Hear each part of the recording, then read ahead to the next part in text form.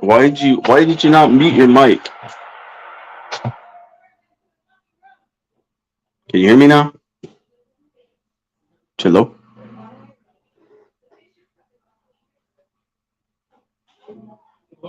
I don't know what happened. Oh damn. I don't know what happened, dude. Can you hear me? Yeah, are we live or did the intro run already? Yeah, that was the intro, bro. That was it. I was like, what happened? What the hell? It didn't do it on my end. Oh yeah, it did. Whatever. Yeah, the intro went already, bro. Welcome to Technical Fucking Difficulties, part like 62 for Sexin and Flexin. Yeah, we'll get it right eventually. Eventually, it'll come along. But anyways. Oh, the intro did run. What the fuck? Yeah, bro, I told you. Bro, Look at this. Also, Reptile says we can't hear the midget. Who is Boza Reptiles, bro? I know who Boza Balls is. I don't know Boza Reptiles. Boza Reptiles, he's expanding, man. He's expanding. He got into boas now, bloods, and everything now. Shit. Interesting. Still don't know who Boza Reptiles is. Anyways. All right. So, US ARC updates. There are no new updates. I guess we're doing pretty good at being proactive. Make sure you join, support, and become a member of US ARC. All the links are at the beginning of the chat if y'all want to tap into those. I went ahead and plugged US ARC Florida, both websites, and then US ARC Florida's YouTube. And then tap on that video below all those. Make sure you go shout out to my homie Jordan over at Heartland Reptiles. He went ahead and took over the US ARC YouTube channel. God only knows what he said. You know what I mean? Is Jordan. Just kidding. He killed it. Fellow super dwarf or tick breeder. If you are looking for a super dwarf or tick, you want to tap into the game, make sure you hit up Jordan. That's a homie. The Lacy Act's still out there. Make sure you guys are paying attention, staying vigilant. Can't get complacent. Y'all know how that goes. Outside of that, man, hopefully we don't have no more goddamn technical difficulties. I hope not, because we're gonna run the intro and let's get this shit started. Let's do it. Y'all ready for Balls of Fury? I'm ready for Balls of Fury. Balls of Fury. Who's no, ready? I don't know why I keep trying to say theory. I've been saying theory all day. I don't know why theory. I don't see a T there. It's a F. Fury. Like. Whoa! So now it's a completely different word, huh? All right, look here, Kung Fu Panda. Run the intro. Oh man, I was just getting started, bro. I was warming up. Look at how fast that. Look at that Fury. Look at that Fury. Look at it. Nah. Did you see that Fury? You don't want that shit. Hey, shout out to the trap. Oh, bro, we got to stop with the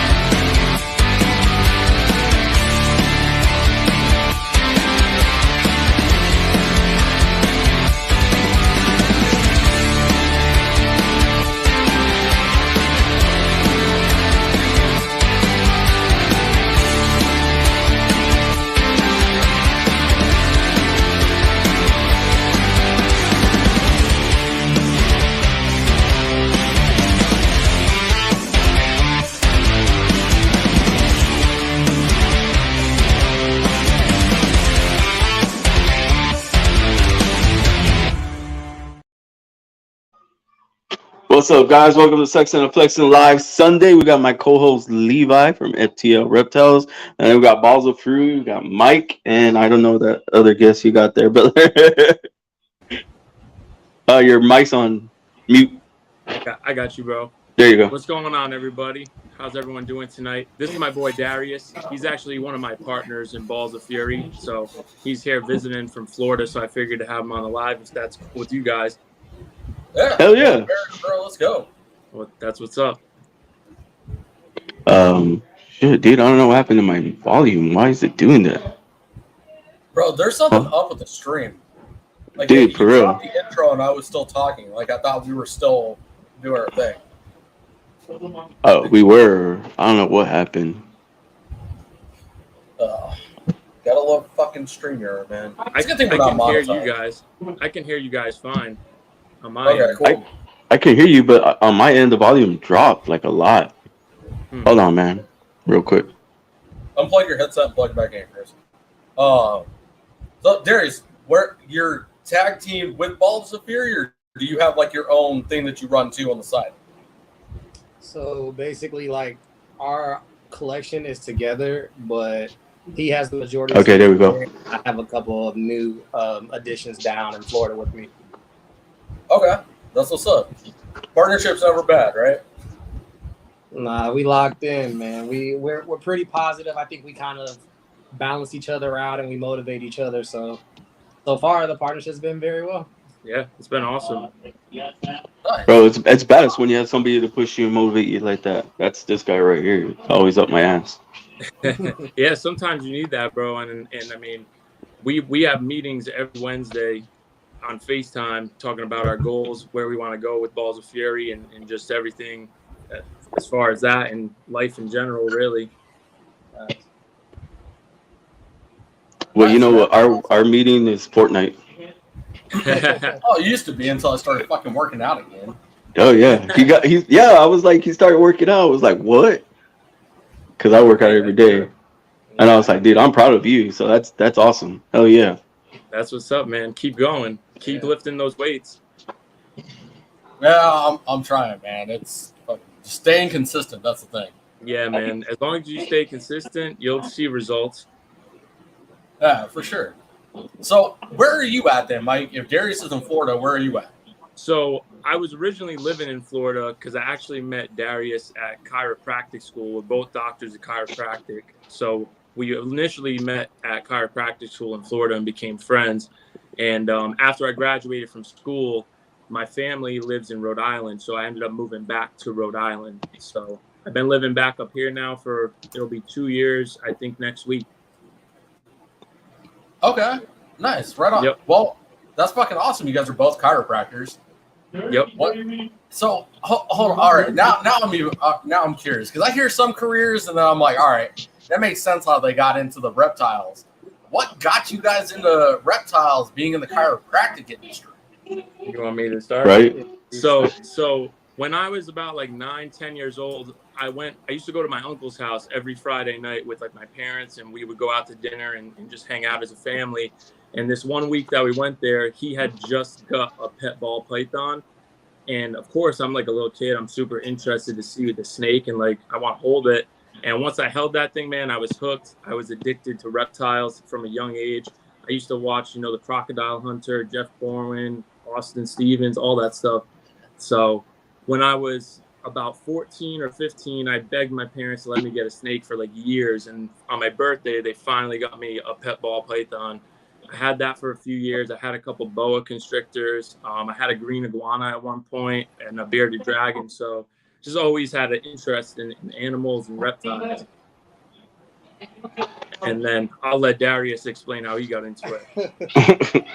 So basically, that's awesome. I was like I'm not like terrified, but like with the snakes, I had that fear, I didn't know much about them, and kind of like how there used to be like a bad, like a negative connotation. So for me, I just had a fear, like straight up point blank.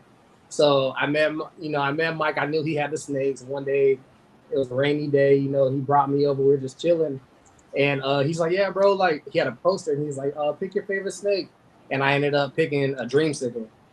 So basically that just started everything. He's like, bro, you know how much this costs? And I was like, nah, like he showed me and it was $3,000 at the time. It's like COVID era. So you know what I'm saying? They still had that high value. So I was like, bro, like we can make these and make money. And he's just like, yeah. So, that's what intrigued me. But as I started to learn and research and lose that fear, I grew a passion for the animals. You know what I'm saying? Okay. Yeah, that's what's up. So who runs the page? Is it both of y'all or just one of y'all? So I run the page right now, but Darius has insight and everything. He sends me videos of his snakes, and we've been creating content together this whole week that he's been up here visiting. So we both work on it.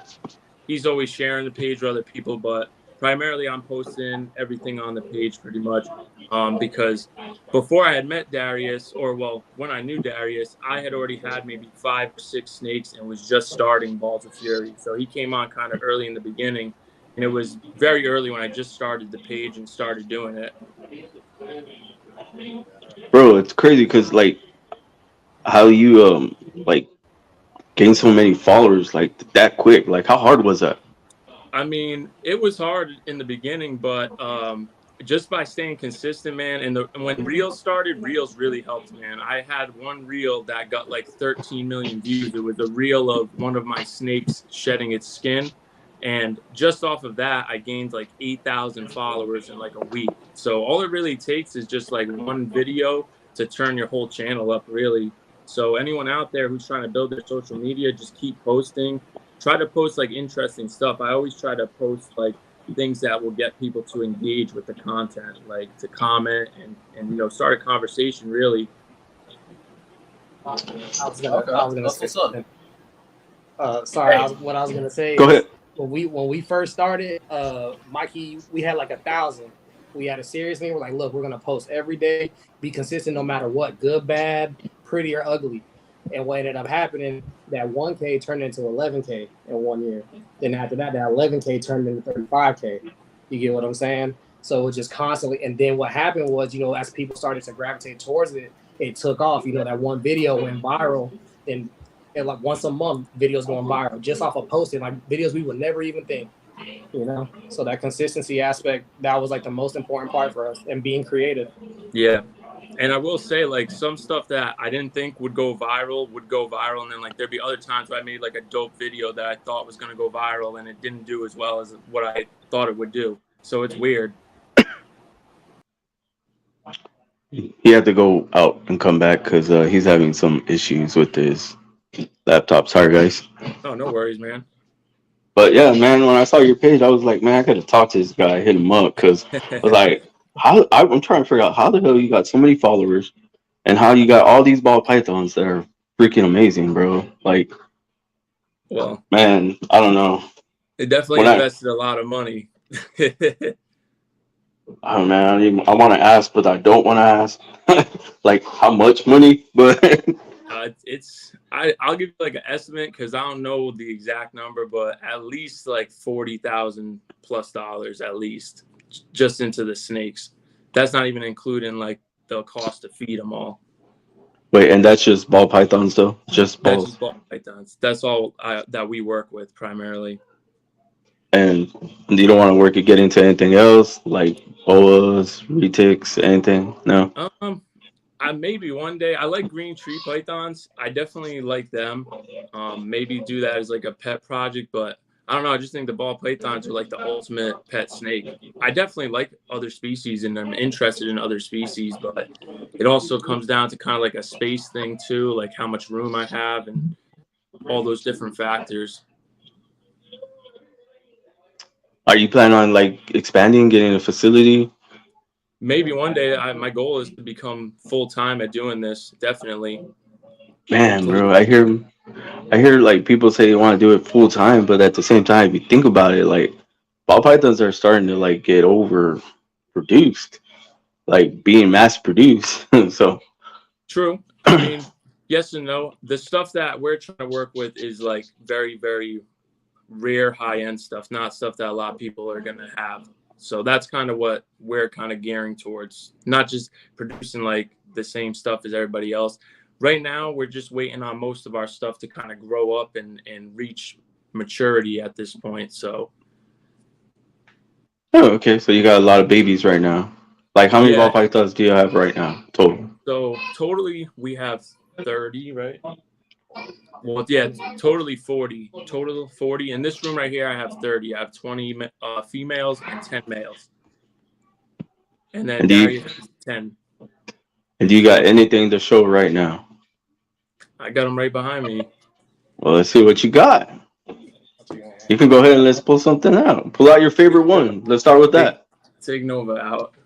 That's my favorite one for sure. But yeah, in the last episode, I heard your co-host Levi saying that he had like walk-in enclosures for his retics. That's crazy. Yeah, they're Sick. so they're what does he call them? Like tents, but they're grow tents. I guess they grow in the tent, but it's pretty big. It's pretty spacious, wide. But his retake's still growing. Still, she's still like a baby. I think. I Wow. think she's like I don't know, probably as big as my arms right now. Hell yeah. So this is Nova right here. She Hold up, is brother.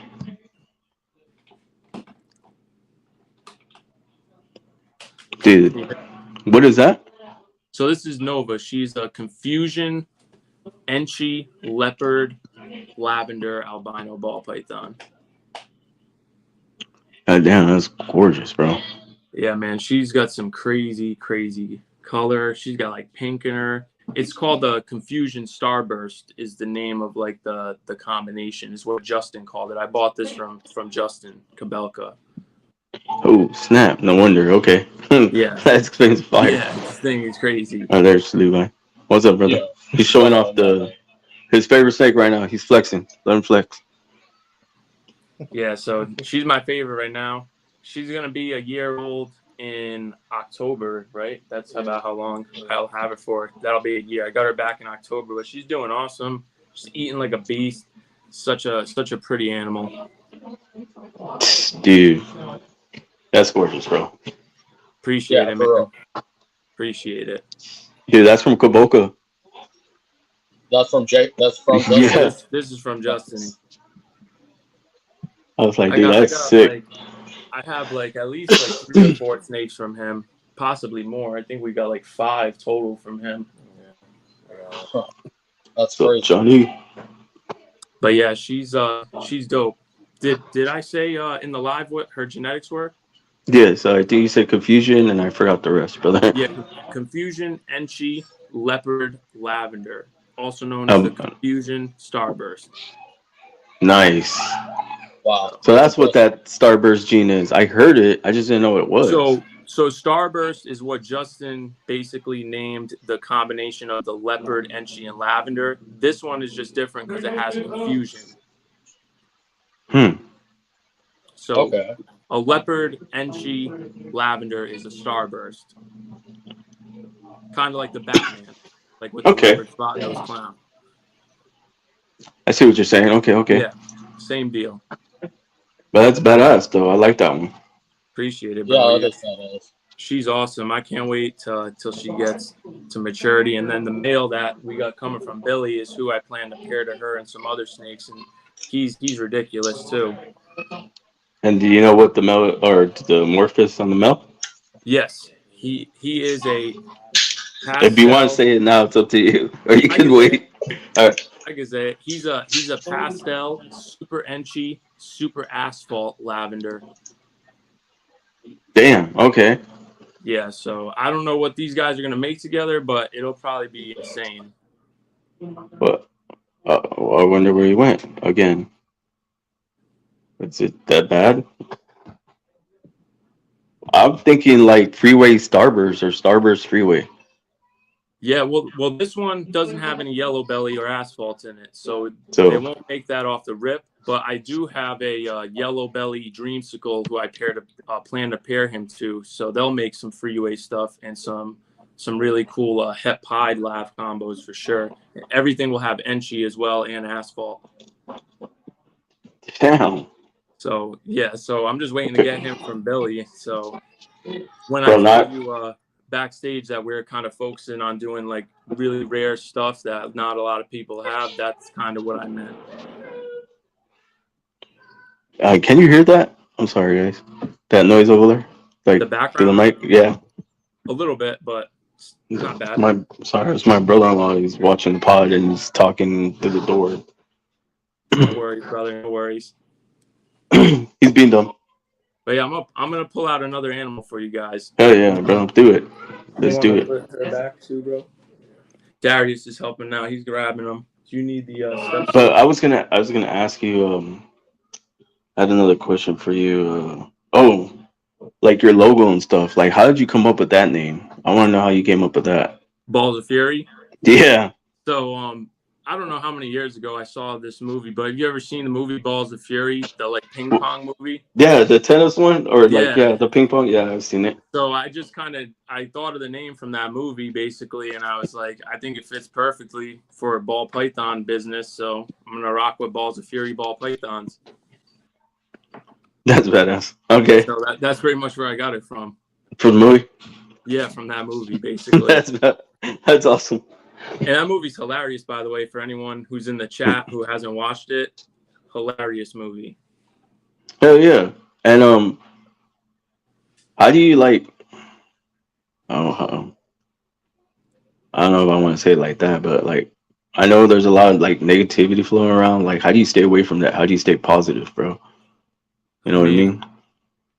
I just try to kind of stay in my own lane, really. I don't really let negativity bother me. I just have very high self-belief. I feel like if I dedicate myself to anything enough and I'm passionate about it and I love it, that nothing can really stop me from achieving my goals. And, I just try to stay focused on what I'm doing, not really what everyone else is doing or what's going on around me. Because when I first started keeping ball pythons and telling people that I wanted to do it as like a business, a lot of people doubted me. And a lot of people, told me I was crazy and that there's no money in snakes and that, you're weird because you like snakes. So, I mean, I always just kind of put that aside and, believed in myself. And I feel like Darius is the same way. I mean, I was gonna say, like, I feel like we just use it as motivation. I mean, like, it's like even the other day I was telling him, I was like, bro, like, do you think we should post this because we were worried about the backlash of what we might receive? And I was like, just like being Mike's partner, I tell Mike all the time, I'm like, bro, you're a celebrity, you just don't know it yet.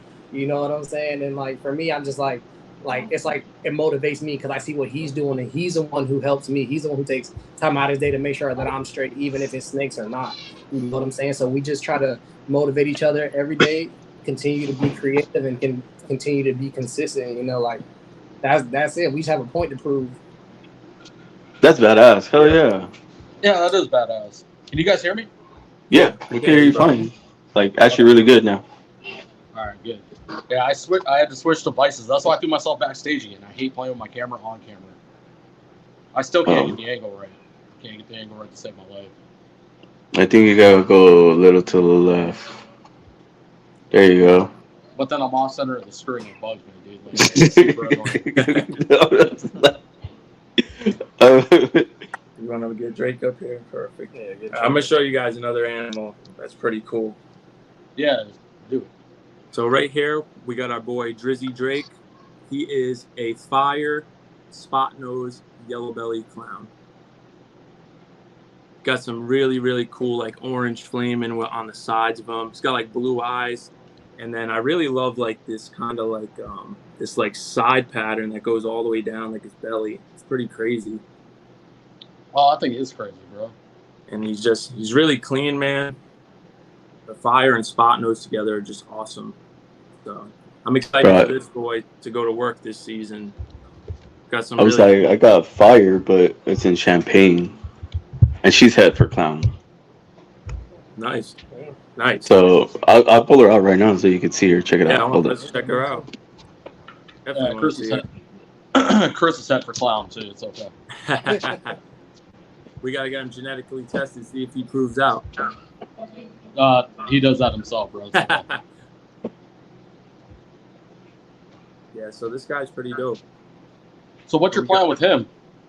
So we got a couple different females that we're planning on putting him to. I got a banana clown female. I definitely want to put him to. We got a Batman as well that I'd like to put him to. We also got an albino clown. And then I plan to make some like double heads as well and put him to a fire VPI Axanthic so we can start a VPI Axanthic clown project. Man, this light sucks. Hold on, brother. No, it's gonna be some sick. See the back pattern on the back? Yeah, I can see it. Now, what'd you say the genetics of that was? Champagne? Yeah, it's fire, champagne, orange stream, 100% het clown. Oh, wow. That's going to be cool. Yeah. That's going to be very cool. And that's a female? I got my blade clown male that I'm going to put to her. Yeah, it's a female. Nice. That's gonna be cool. I'm interested to see what the blade will do with the champagne. So, Yeah, yeah, that's gonna be interesting. bro. I don't know, but you got some fire over there that I don't got yet, which I need to get, like Starburst and Confusion and all that. It's been a lot of long work days and working hard to get those animals, but it'll come, man. You'll continue to grow. That's facts. Day by day. Just man. day by day. Always work towards it. That's pretty much what we do. And I just like the really rare stuff, so I always try to get as rare of a snake as I can. And same with Darius. So, is it true you talk to your snakes for guidance? Yes, we do. We really do talk to them for guidance. They're like my therapists. They're like my therapy animals. Bro, what's that noise in your background? Who? You. Is it echoing? Yeah, it's kind of loud. Hold on. Mute me.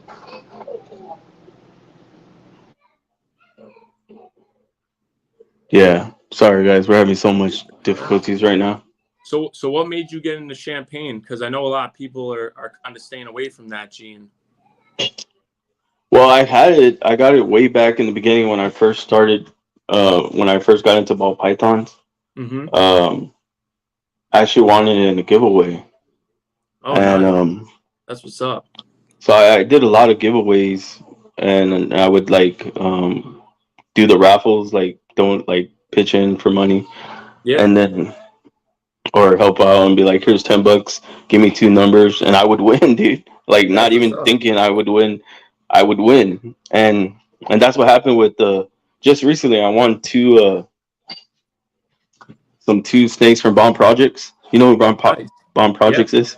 Yeah. Yeah, he sent me 2 Azantic lemon blast. I want to say a male and female, a pair. Nice. And I won them in a FNA like YouTube giveaway on FNA's channel, FNA Balls. You know who they are? I don't think I've heard of them. I'm not familiar with who they are. I'll have to check them out. Yeah. So that one was pretty simple because they were like, whoever's in the channel, just type in whatever's on the screen and you get entered into the raffle, right? So that's what I did. I was typing, and I wasn't thinking anything of it. I was like, all right, guys, I gotta go. I was just here to hang out with y'all. I gotta get ready for the pod. So as I'm on the pod, they jump into the pod. They're like, Chris, you won the pair.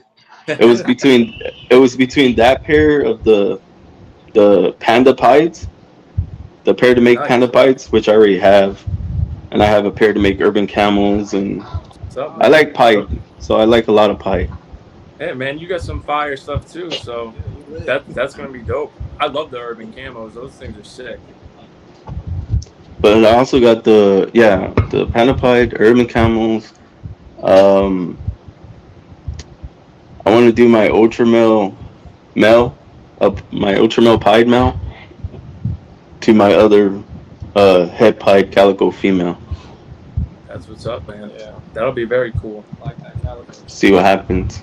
That'll be very cool, man. Well, I need you to buy like a couple lottery tickets for me since you're winning everything, man.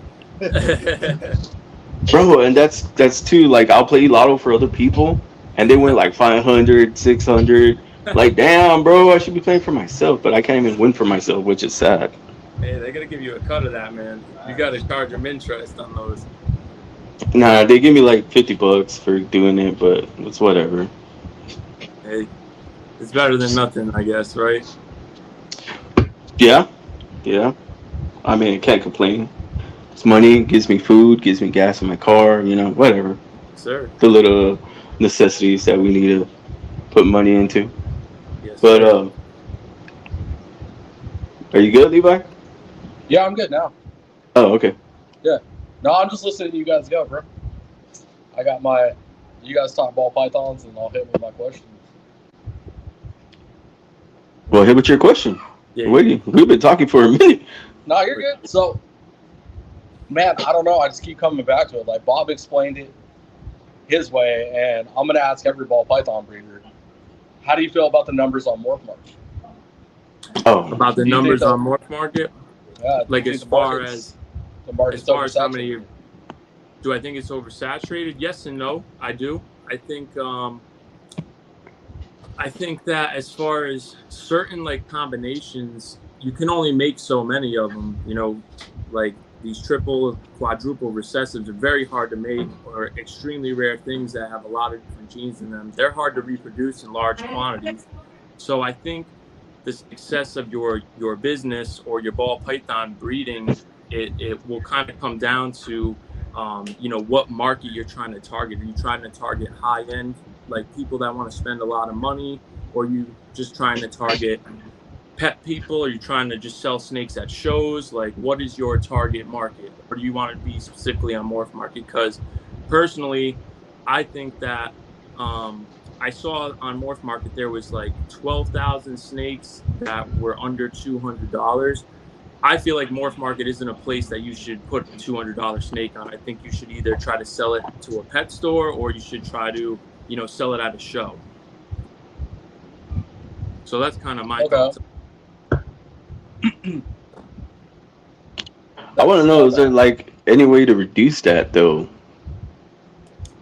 Like, I guess to like even it out, I guess balance out the balls. You know what I'm trying to say? Like, I guess. I don't know, man. I think it comes down to the breeders themselves. They may have to kind of police themselves, kind of what they're producing, how many animals they're producing. I think it just comes down to the breeders at the end of the day policing it. But the market is definitely off right now, and hopefully, you know, it'll kind of turn around eventually. I mean, I feel like all industries and markets go through high points and low points. So, you know, right now I think it's a low point, and you know, eventually it's going to go back up, and I'm going to stay positive and just keep working towards it. And I think right now, if you're trying to get into breeding ball pythons, this is a good time to actually build a collection and, you know, get the animals while the value is down on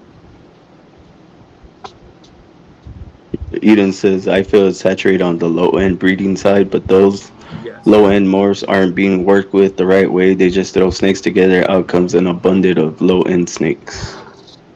Yes, I agree with what they're saying in Eden's morphs, and that's kind of what I was trying to explain as far as, you know, like what your goals are, what you're trying to make. We're very specific on the projects we want to work and what genes we really like, because I personally will only work with genes that I really, really love. Like, if I don't love like the way something looks in my collection, I'm not going to be excited about, you know, coming in here and cleaning poop and feeding things and taking care of things. So what keeps me excited is really just working and focusing on things that I'm excited about making. And, you know, if people like them, great. If not, everyone has their own taste. So that's kind of where we're at. Okay. No, I completely agree with you. And it definitely feels like that needs to be the push, right? Like focus on what you like, but also pay attention to the market. You know, what is the next big thing? Like, I mean, it's kind of like to the point, like, why are you making super pass cells? Unless you have a long-term goal with those super pass cells, nobody's really buying super pass cells, not even the pet market. You know what I mean? It's like almost like, do we need to archive things at this point? Right. And do we need to start putting projects in the vault? You know, don't bring them back out. Just let them die. Just let it be. And also, I think too, what people need to realize is like, when we first started out, we really wanted to specifically focus on building our projects around recessive genes, because a lot of times people will fall in love with like the flavor of the day. Like back in the day, it was banana, and they were selling for like crazy prices. But the problem with co-dominant genes or incomplete dominant genes is that within a year, like if someone has a lot of females to breed that banana male to, they can make like 50 bananas, and automatically the market value is going to go down because of supply and demand. There's going to be a higher supply of bananas on the market. So that's why when I give people advice, when they ask me like what they should invest in, I say you should pick a recessive gene that you like and build on that project. And sure, like I have the Confusion Starburst, and Confusion right now is, you know, one of those co-dominant genes that is still very expensive, but I have it in a recessive combo, and I mainly bought the snake because it's a recessive combo, and I like the Confusion gene, and I want to work with it. Okay. So I think people should keep that in mind too when like these really popular incomplete dominant genes are selling for crazy prices. You know, the next year you could probably get that co-dominant gene for way cheaper because there'll be a lot more of them on the market. Whereas the recessives, they're going to hold their value a lot longer. Yeah, it's facts. So, I guess I mean, at this point, right? We're kind of to a point of no going backwards with the numbers of where they are. Whether the market is truly saturated, right? Like we've just got way too many, but like overall as an industry. But right now we have too many on morph market, right? Like that's an alarming number because you look at some of the ones that are available. Like where are all these animals going? You know what I mean? And this isn't like a ball pythons only thing. This is for all of the markets. Like everybody needs to start paying attention to this and like kind of checking themselves. Like where are we at numbers of animals wise, and where are they going? What's happening to these lives? Because these aren't Pokemon cards. Right. We don't just print them out and oh okay cool, just discard that one, it ripped up, no big deal. These are living fucking creatures. You know what I mean? They have a conscience. They know that they're here. They eat, live, and breathe. We gotta, there has to be an answer eventually. And we kind of have to check ourselves as an entire industry. These are living animals. We are producing them. We are trying to do something cool. But again, living art, yes, it's living art, but it's not a piece of art. It's living art. Absolutely. I agree with you. And yeah, I think it comes down to just the industry as a whole policing themselves, basically. And, there's bad people in every industry. There's great people in every industry. It is what it is really at the end of the day. But, hopefully, people like myself and other people that have, a large following can kind of educate people just getting started or, want to get into this to do the right things and, to put the care of the animals first, not so much the monetary value of them. And I basically got into snakes just because I loved them. The fact that you can make money on them is just a bonus to me, really, and it allows us to continue to like grow and have cooler snakes and have better care and better equipment and just overall level up. That's all. Absolutely, trying to level up with the snakes and life, everything. Bro, see, that's what I got. Like what I did. I started with balls. I met Levi. Levi started talking about retics. And at first it was preaching retics, and then I held my first retic. I got one. Our sponsor sent him one and sent me one, and I love that. I fell in love with her. She's like everything to me. And then I went and got a male. That's what's up. So I actually sold 5 of my balls. They were like the lower end jeans. Mm-hmm. So I reached out to a pet shop here in San Antonio. I knew the girl. The girl, she said she wanted to buy them off of me and then sell them. So I needed room and I needed to make space because I was getting that other male retic, and I just needed to get rid of some snakes because I wanted to get into other things. He knows I want to do viper boas, even though viper boas are really spicy. They are spicy. I really want to work with them. They're very cool snakes, man. They come from like Vietnam, right?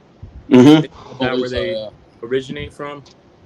So that's cool, man. I mean, like I said, everyone has their own flavor and what they want to do and what species they like to work with. And I think at the end of the day, a lot of people forget that if you're keeping a reptile, we're kind of all in this together. It doesn't matter if it's a ball python, if it's a crested gecko, if it's a retic or whatever. We're all in the same community. So I think we all need to work together to, better the community as a whole, regardless of what you're working with.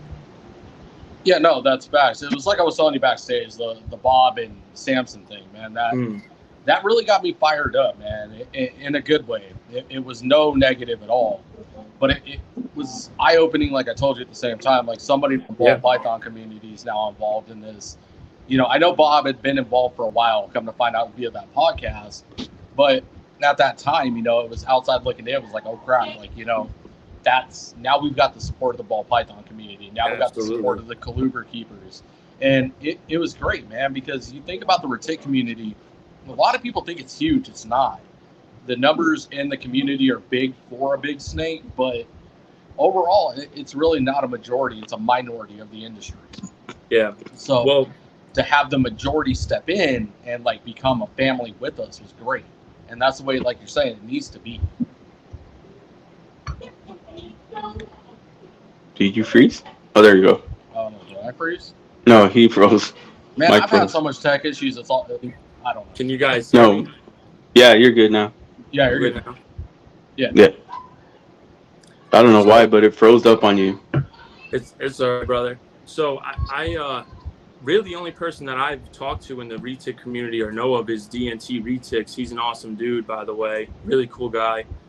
He's always shown me love, and I don't have any retics at all.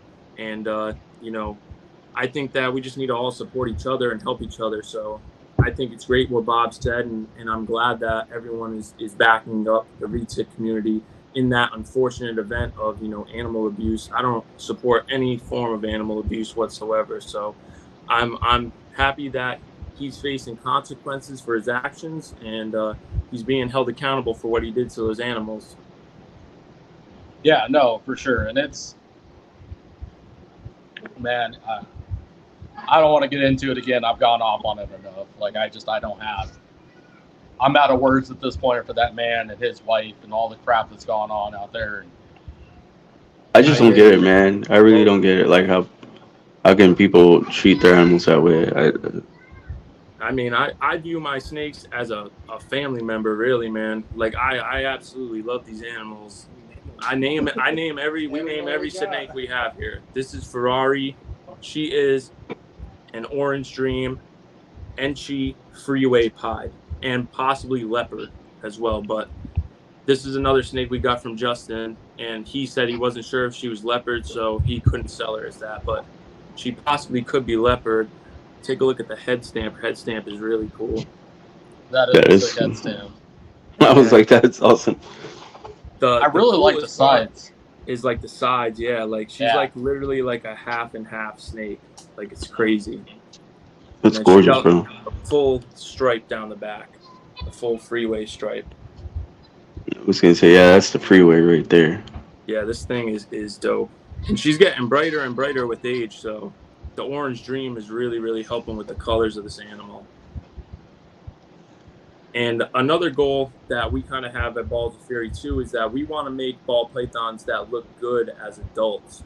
I feel like a lot of ball pythons lose their kind of appeal as they get older. They kind of brown out. So we're trying to really focus on making snakes that are going to look even better as adults than they do as babies. And I think that is a goal that people should have in order to help kind of police that oversaturation that you're talking about. Okay, I get that. That makes sense. And also, if you think about it too, you're going to have the snake for its longest as an adult, really. So I would prefer to have a snake that gets better as it ages rather than, you know, looking mediocre as it gets older and you get kind of tired of, you don't like it as much. Yeah, see, man, I guess that right there, if I had to explain why I don't get into ball pythons, it's not that fully, but like when I'm dealing with boas, I can pick up a normal and it doesn't matter what that animal looks like. Like my passion is that animal. It's not the morph and design. Like, yeah, the designer morphs are sick. Don't get me wrong. Like I love IMG. Like that is my go-to like favorite boa morph out there. But it doesn't have to be an IMG. I've got a normal sitting right here that I'll pull out every single day just because it's a boa. And that's kind of what I would like to see more of from the ball python community. Is not getting into this for the design, just the looks and the colors. That's not necessarily what the industry was founded on. The industry was founded on the love of reptiles, the love of the animal, not the love of the look, not the love of the color. Like, yeah, it's just icing on the cake. You know what I mean? And I feel like that could help that oversaturation too, because then you're looking at other animals. You're broadening that horizon. Because where there's ball pythons, there's 100 other species out there that are very similar that you can fall in love with the species, not the look. Absolutely. And help spread out some of that saturation. You know what I mean? See more horn snakes come back. See more bull snakes get produced. See more overall, just if you were to tap into the colubrid community and spread some of that love there, and other species than corn snakes, I guess those are fucking overproduced too. But in the lesser known species that are similar to ball pythons in the same manner, care, docileness, like African house snakes, right? Like I feel like those could easily come in and start helping spread the love in the ball pythons. Give them a break, let you guys get those popping color morphs out there, and bring in another species to start spreading out. Yeah, no, I totally agree with you. I think that's a really good outlook on it for sure. I definitely agree with that. Because that's where it's tough, and I'm conflicted with venomous keepers, man. Because I know, dude, you don't see the morphs and designs in venomous keepers, man. Right. They're in it for the thrill and because they love those animals. I mean, a lot of people have things to say about them, but I got the utmost respect for Tyler Nolan. Like, I love Tyler Nolan. I got a chance to meet him in person at the Daytona Beach Reptile Show. Really cool dude. I met him, Chandler, Stone, all those guys. Definitely dope dudes. I support them 100%. I watch their videos. Those guys are shit. See, Chandler will agree to disagree on Chandler, but Tyler Nolan, on the other hand, man, that Chandler's not Tyler. I hate to say it, man. He's got a side to him that almost seems fake. It's not authentic with the animals. It's all for the views and the money. Tyler don't give a shit. Tyler's not in this for the views. He's not in this for the money. You watch that man's eyes light up every time he interacts with his animals. That's what I'm after. He's got that bar check look in his eyes. He's got that Steve Irwin look that it doesn't matter what I'm holding. I love these animals, but these are what I truly love. And that fire rages when he's pulling out these animals and showing them off, man. And it's just, it never changes. That's my thing with Tyler and why I have this deep respect for him. But I get it why they work with the venoms, but he's not breeding to make morphs and color combinations. He just owns these animals to own them, man. And it's hard to back something like that too, because venomous are so dangerous, and it's where you have Tyler Nolan, you've got 5 other idiots behind him that have no idea what they're doing and make him look bad. You know what I mean? And that's not his fault. No, that's not at all. That's not the responsible keeper's fault. It's not the Retix community's fault that there's some dipshit out there mishandling a retake, Right. But it's hard to try to police that. It is hard, man. It is definitely hard. And, the care requirements, and what you need to be prepared for when you have a venomous snake or a reticulated python are much different than ball pythons too. So it definitely has to be a person who can, take on that responsibility like you guys and educate themselves on how to properly care for an animal like that could potentially be dangerous to, yourself. But don't get me wrong, like, I want to educate people at the same time with the podcast, but at the same time, I feel like I want the people to know the people we bring on. Like, want them to see the true real use. That's why we asked, like, what got you into the ball pythons, or questions like that, Yeah, like, man. tell us your backstory, like, what led you down the road into reptiles besides working at, was there something that happened before that? I got something. Sorry, my fucking computer acted up and I lost track of where I was going. Thank you for retracting that, Chris. Oh, what is it no like? problem. What is it like owning reptiles and being a chiropractor? Because isn't you guys' schedule pretty crazy? Yeah, it's pretty crazy, man. I basically work every day from 9 to 6 o'clock, and then when I get home, I'm taking care of snakes all night. So it's pretty busy workload. But I enjoy it, man. I've actually shown patients pictures of the snakes, my page. They started to like them. One of my patients actually, he's an ex-patient. He was the person who actually bought one of the hatchlings that I was telling you guys about. Oh, right on. My first customer was actually an ex-patient of mine. That's awesome, man. Congratulations. That's cool. Spreading the community, really cool. Man. So why is he an ex-patient? He just left there, or? He got discharged from okay. He felt better, so, it was no longer useful to do chiropractic to him every single, couple of days. So he ended up getting discharged, and now if he wants to come back and get like an adjustment every once in a while, every couple of weeks, he can do that too. So technically he's still a patient. Okay. I was like, is there a story to that? Because I was like, when people say X, like something happened or something. So I work, well, Darius as well. We work in personal injury chiropractic. So a lot of times it's like car accidents and slip and falls or workers' comps. So usually those people are our patients for about 3 months. And, eventually once they start feeling better, obviously insurance doesn't want to pay for stuff if they're, better. We basically discharge them at that point. And, they can come back as a private patient if they'd like and, kind of get wellness care, get adjusted whenever they feel they need it. And we kind of roll like that. Okay. Yeah, that I used to be a chiropractic assistant way back in the day. So. Oh, that's what's up. Yeah, like way back in my early beginning of my career. But now I actually work for an insurance company, so it's funny that you guys work on the other side. That's what's up, man. Yeah, like the medical team is the ones that work with you guys. It's crazy, man. There's a lot of stuff that goes on. Yeah, that's for sure. I don't own the practice. I work under an already established practice. I've only been in practice for, it'll be 2 years now in September, so I'm still fresh out of school. Still gaining experience. Right on. What about you, Darius? How long have you been in? Same time? I'm a year behind Mike, I believe, right? Yeah. 6 months, something like that. Yeah, like 6 months behind me. Yeah, same. So I work 9 to 7, so I can't keep my snakes where I live. So shout out to my sister Jamie.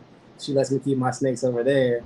So basically, a couple times a week, I'll go over there, check on them, make sure everything is going well, make sure they're clean, make sure they're eating good.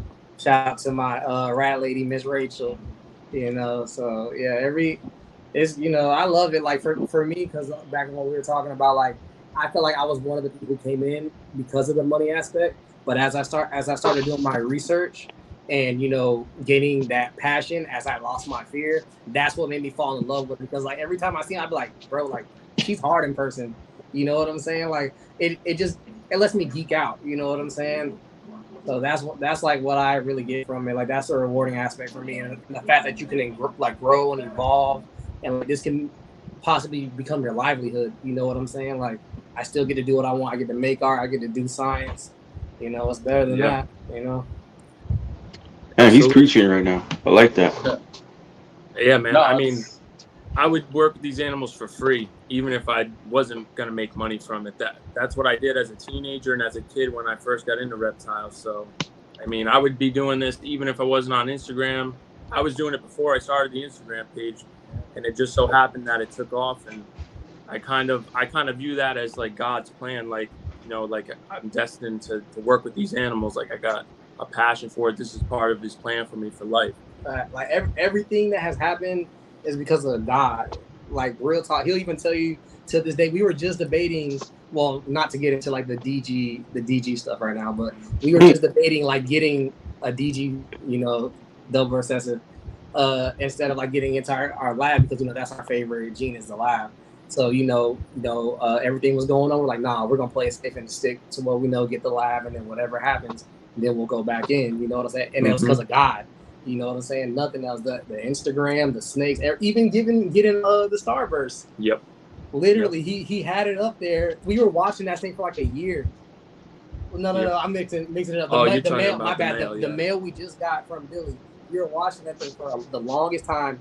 The day we were finna buy it, he took it off. He took it off Morph Market. And I was like, bro, DM him right now, bro. The day I was about to inquire, he took it off Morph Market. That's God. Oh wow. God, man. And then I ended up DMing him, and he ended up selling me the snake, so it was pretty cool. That's what's up, man. That's awesome. What perfect timing too.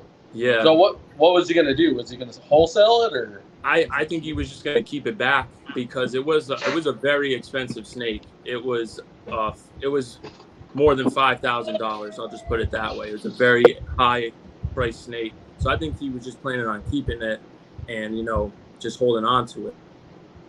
Okay. So, yeah, I just think everything happens for a reason, and I'm a firm believer in that. No, absolutely, man, and I think people lose sight of that too, right? Like the ups and the downs, and there's a plan. Everything's going to come to tuition. It just depends on how you're going to get there. It's not always going to be a walk in the park, and it's not always going to be walking through hell to get there.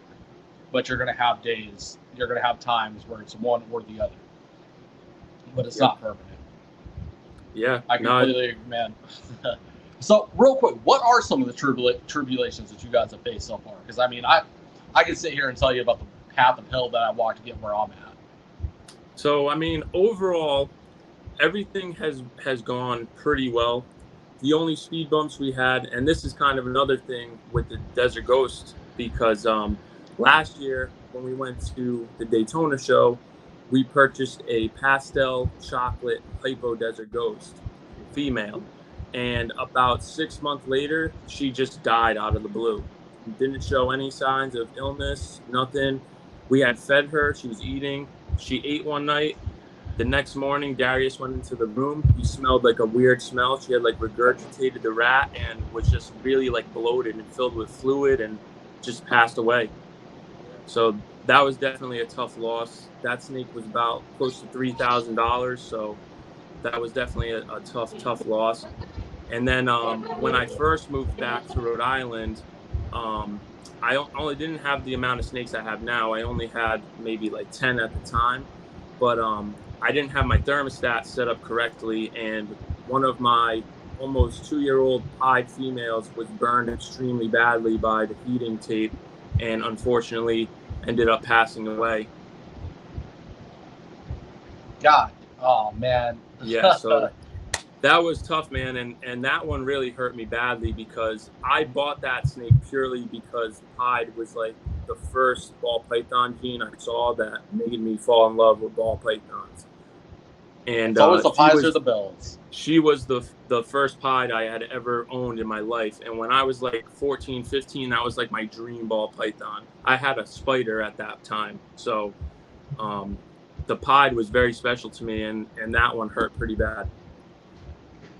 So how did you work through that, man? Like what was the process and how did you recover from something like that? Because I lost my coastal carpet in the same form, not in the same form. I lost her to cancer, but in the same path that you were on emotionally. Like that shit hurts. Like I don't think people understand that, man. Like that, the coastal was the second snake outside of ball pythons I ever owned, and she was like my go-to. Like I held her every day. I took her out. She did Halloween with me. I don't know how many years in a row. Great animal, and it was devastating to lose her. So, what did you do? I shed real tears that day. I know I buried her in my backyard. I have a little grave back there for her. Sometimes I go back there and kind of, reflect and, am grateful for having her as an animal.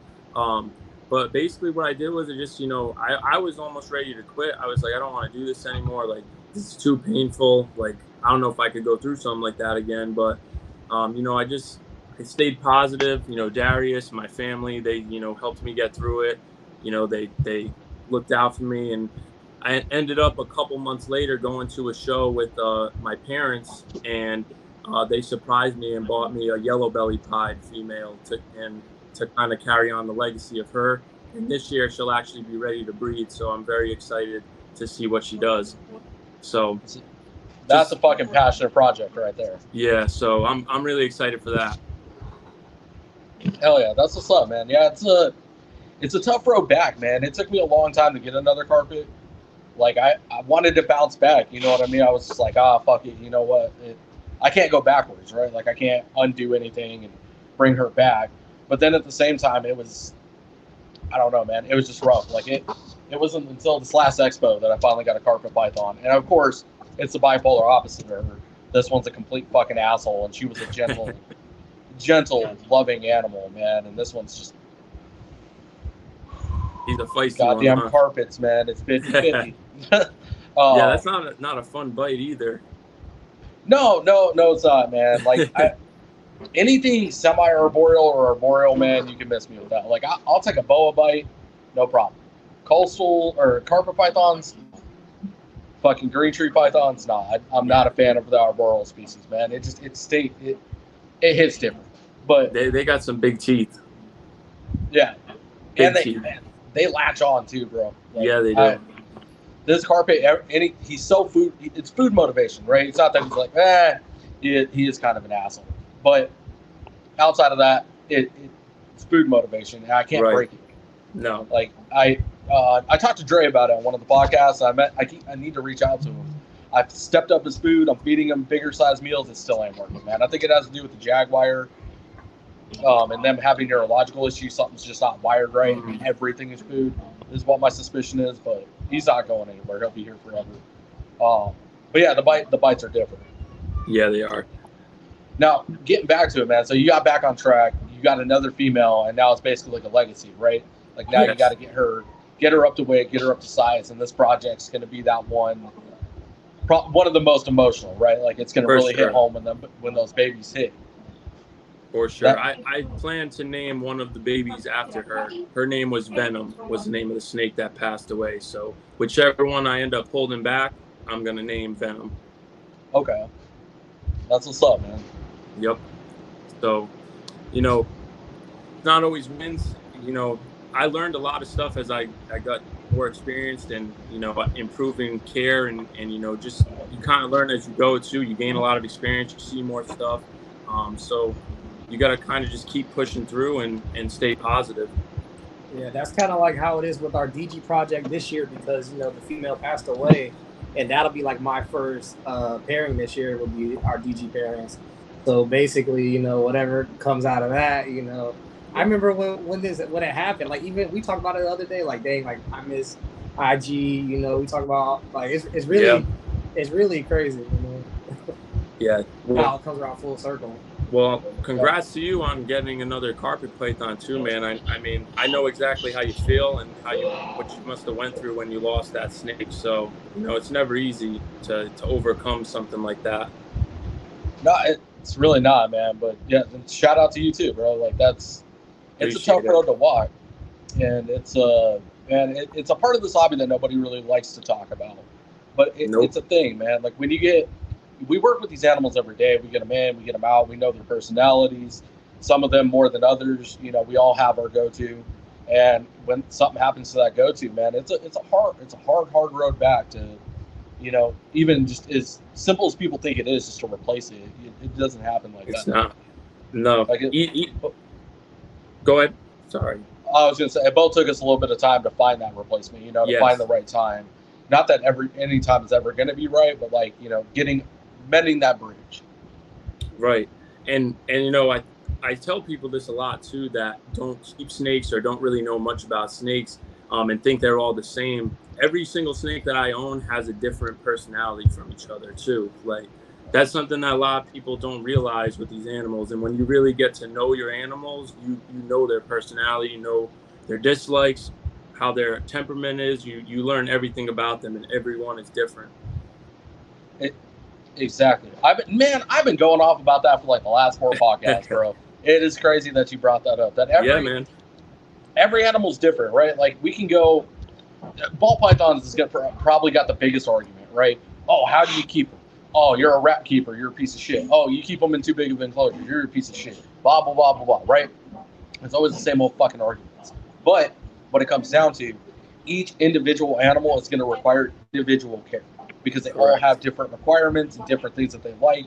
Guaranteed, like you got ball pythons that'll chill on the cooler side more than the warm side, right? Which is weird. Yep. Oh, there's something wrong with the animal. No, it's just how they are, bro. Like, relax, take a breath, get to know your animals, and I promise you, you're going to see different behaviors out of each and every single one of them. Every one of my bows is different. I can't say the 2 of them are the same.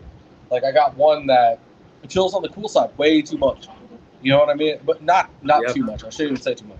But she's on the cooler side. I'm like, I've dropped her temp. She still won't go over to that warm side as much as the others. It's just weird. It's something that she does. And it's just how she is. Maybe she likes colder temperature. She's a weird fucking reptile. As long as she's not freezing, it is what it is. Yeah. I mean, I have one ball python. He was actually the first one I got. I still have him, the spider ball python I was talking about with you guys. And he's the only snake in my collection that I could literally take out every day and hold and, interact with him, and he doesn't get stressed out.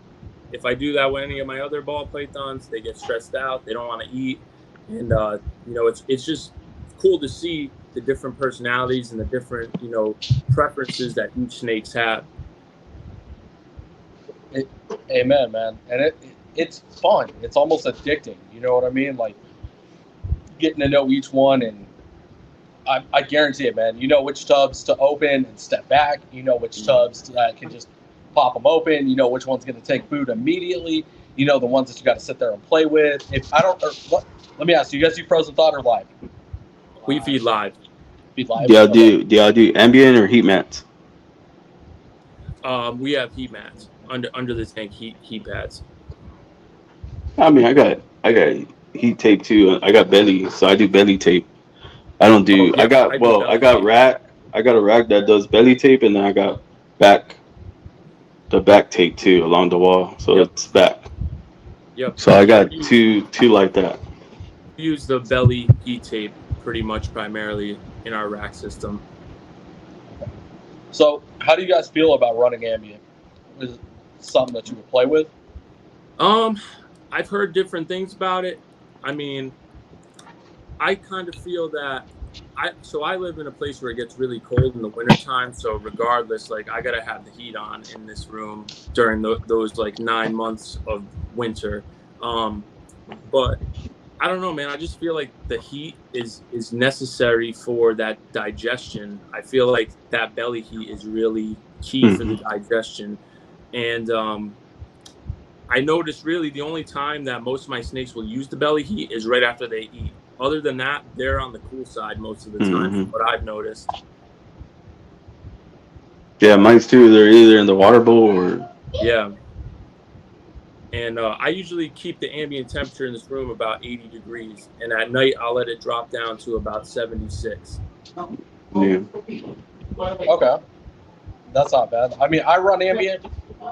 I just keep my room at one solid temperature, and I've seen a massive success on it.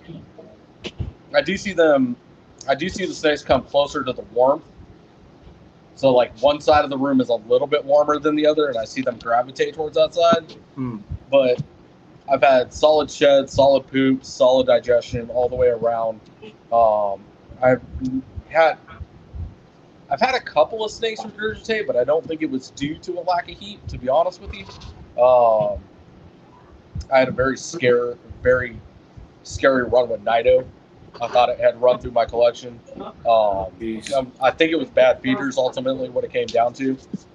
But yeah, running ambient, because the horror stories that you hear, right? Like Gio's in the comments, he lost animals due to a failed probe. You lost an animal due to a failed heat source. Man, just like if we have the options for one solid temperature and we see success with it in the room, it's almost like I'm going to take that fear away. I'm going to take that, the possible house fire, the possible animal death, the possibility of things just going completely wrong out of the equation is my mental on it. And then, thinking about the wild, right? People are always like, oh, well, you got to mimic the wild. Where do they have perfect temperatures in the wild? If somebody can show me a perfect microhabitat where it's 88 degrees for this much time and then it's 71 degrees for this much time perfectly throughout 6 months. Only the rainforest, brother. Only the rainforest. Yeah. Not even the rainforest, man. It still has fluctuations. It's still going to go up. It's still going to go down. You're going to have spurts where things are erratic. You're having weather that you can't predict happen. Things are out of season. Things are going on. And you just can't. There's no rhyme or reason for it. It's just how Mother Nature is. Absolutely. Right? So there's no scientifically perfect way to do it. And that's always been my justification on running ambient. Like if I can keep it at one solid temperature, and of course it's going to fluctuate. It's going to go up a few degrees. It's going to go down a few degrees. But that's what they experience in the wild. So Absolutely. Where, I get the whole basking spot thing, but I'll have to plug the source again. But there's things like not all snakes bask. You know what I mean? And not all snakes do this and not all snakes do that. If your animal requires it, then yeah, like absolutely. But the majority of the species that we work with don't require a super hot basking spot. We're not working with monitors. Yeah, correct. Yeah. So being able to cheat the system, will, for the protection of the animal and yourself, that's why I do. I think that's a cool outlook, and I appreciate you sharing that, because that definitely makes me think a little differently about it for sure. And maybe one day down the road we'll try that. Definitely. I mean, you got to have a dedicated room that can be temperature controlled as the room itself. Absolutely. And actually, I picked it up from a boa breeder that I know, man. He keeps his room at this temperature. So I manually change everything over. So like if the room gets too hot, I have a temperature and I have a thermostat in the middle of the room, and it's Bluetooth to my phone, so it sets off an alarm. So I just switch everything on and off. And I need to get one of the thermostats he has where it does it for you. So if your room gets too hot, it kicks on the air conditioner. If your room's too cold, it kicks on the heater, and it basically keeps that perfect temperature. And again, you'll see some fluctuation, but like you're not seeing it's not going from 90 to 70 and 70 to 90. There's just, it's probably 2-3 degrees that is fluctuating, which I don't see an issue with. Yeah, the only breeder of ball pythons that I'm aware of who runs ambient right now is BBM out in Puerto Rico. I know he runs ambient temperature all year round. I'm not sure if you know. High Desert Pythons, I think, does as well. Does he? Antoine? I believe so. I think so. Okay. That's not Louis on Antoine, dude. This one's smart motherfucker right there. He is a smart dude. Yeah. He's highly smart, man. So I got a question. It's gonna kind of like go back to like everything we were talking about in the beginning. So if you two could go back and tell your younger selves to do something differently, what would you do, or what would you tell yourself when like with dealing with the ball pythons? If you could tell yourself one thing, what would it be? What would I tell myself? That's a tough one, man. I don't know. I have to think about that. That's interesting.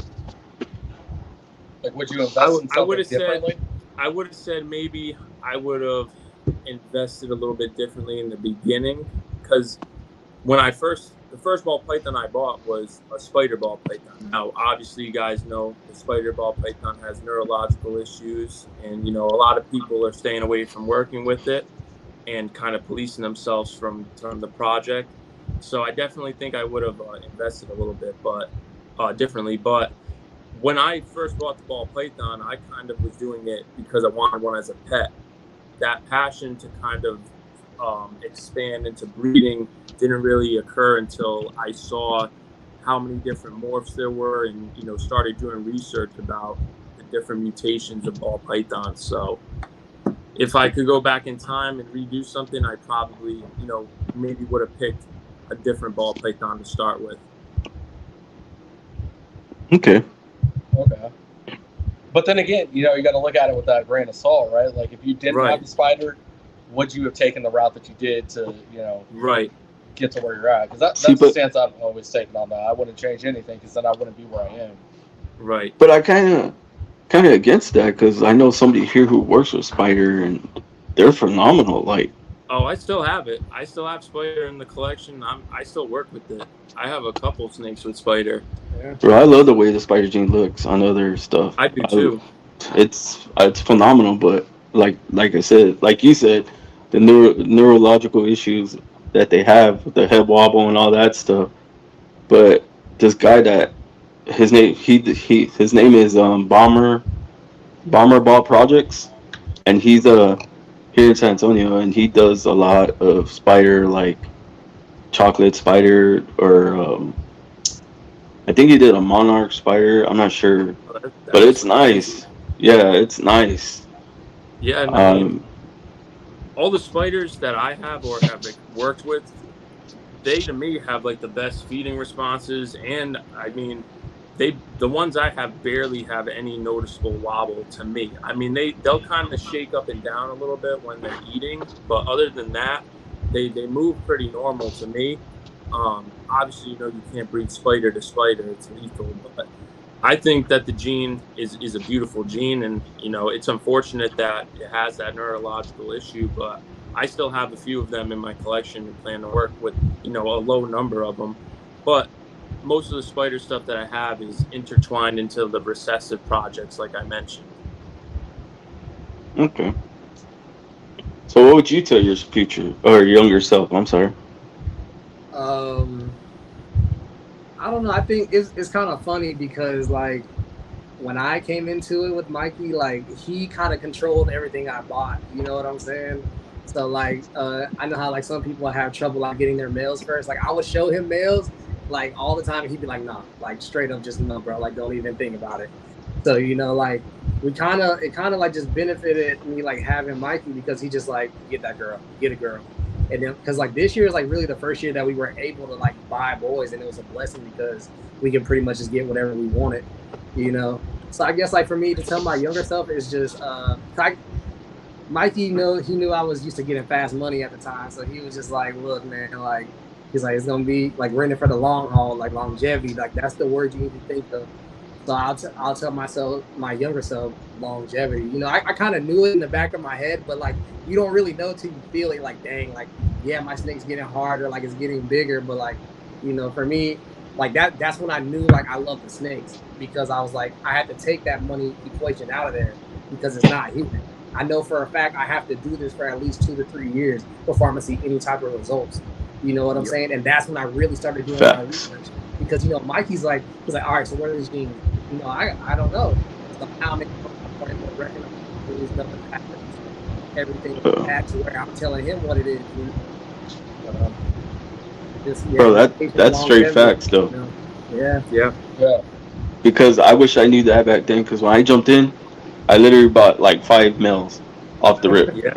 And then I actually met somebody. He was like, "Hey, you want to slow down the males because you're gonna get male heavy, and you should start buying females." So I went and I got like female heavy. So I was way female heavy versus male heavy. So I had lesser males and more females. So everything in my room right now is literally females. I probably have 11 males and 30 females.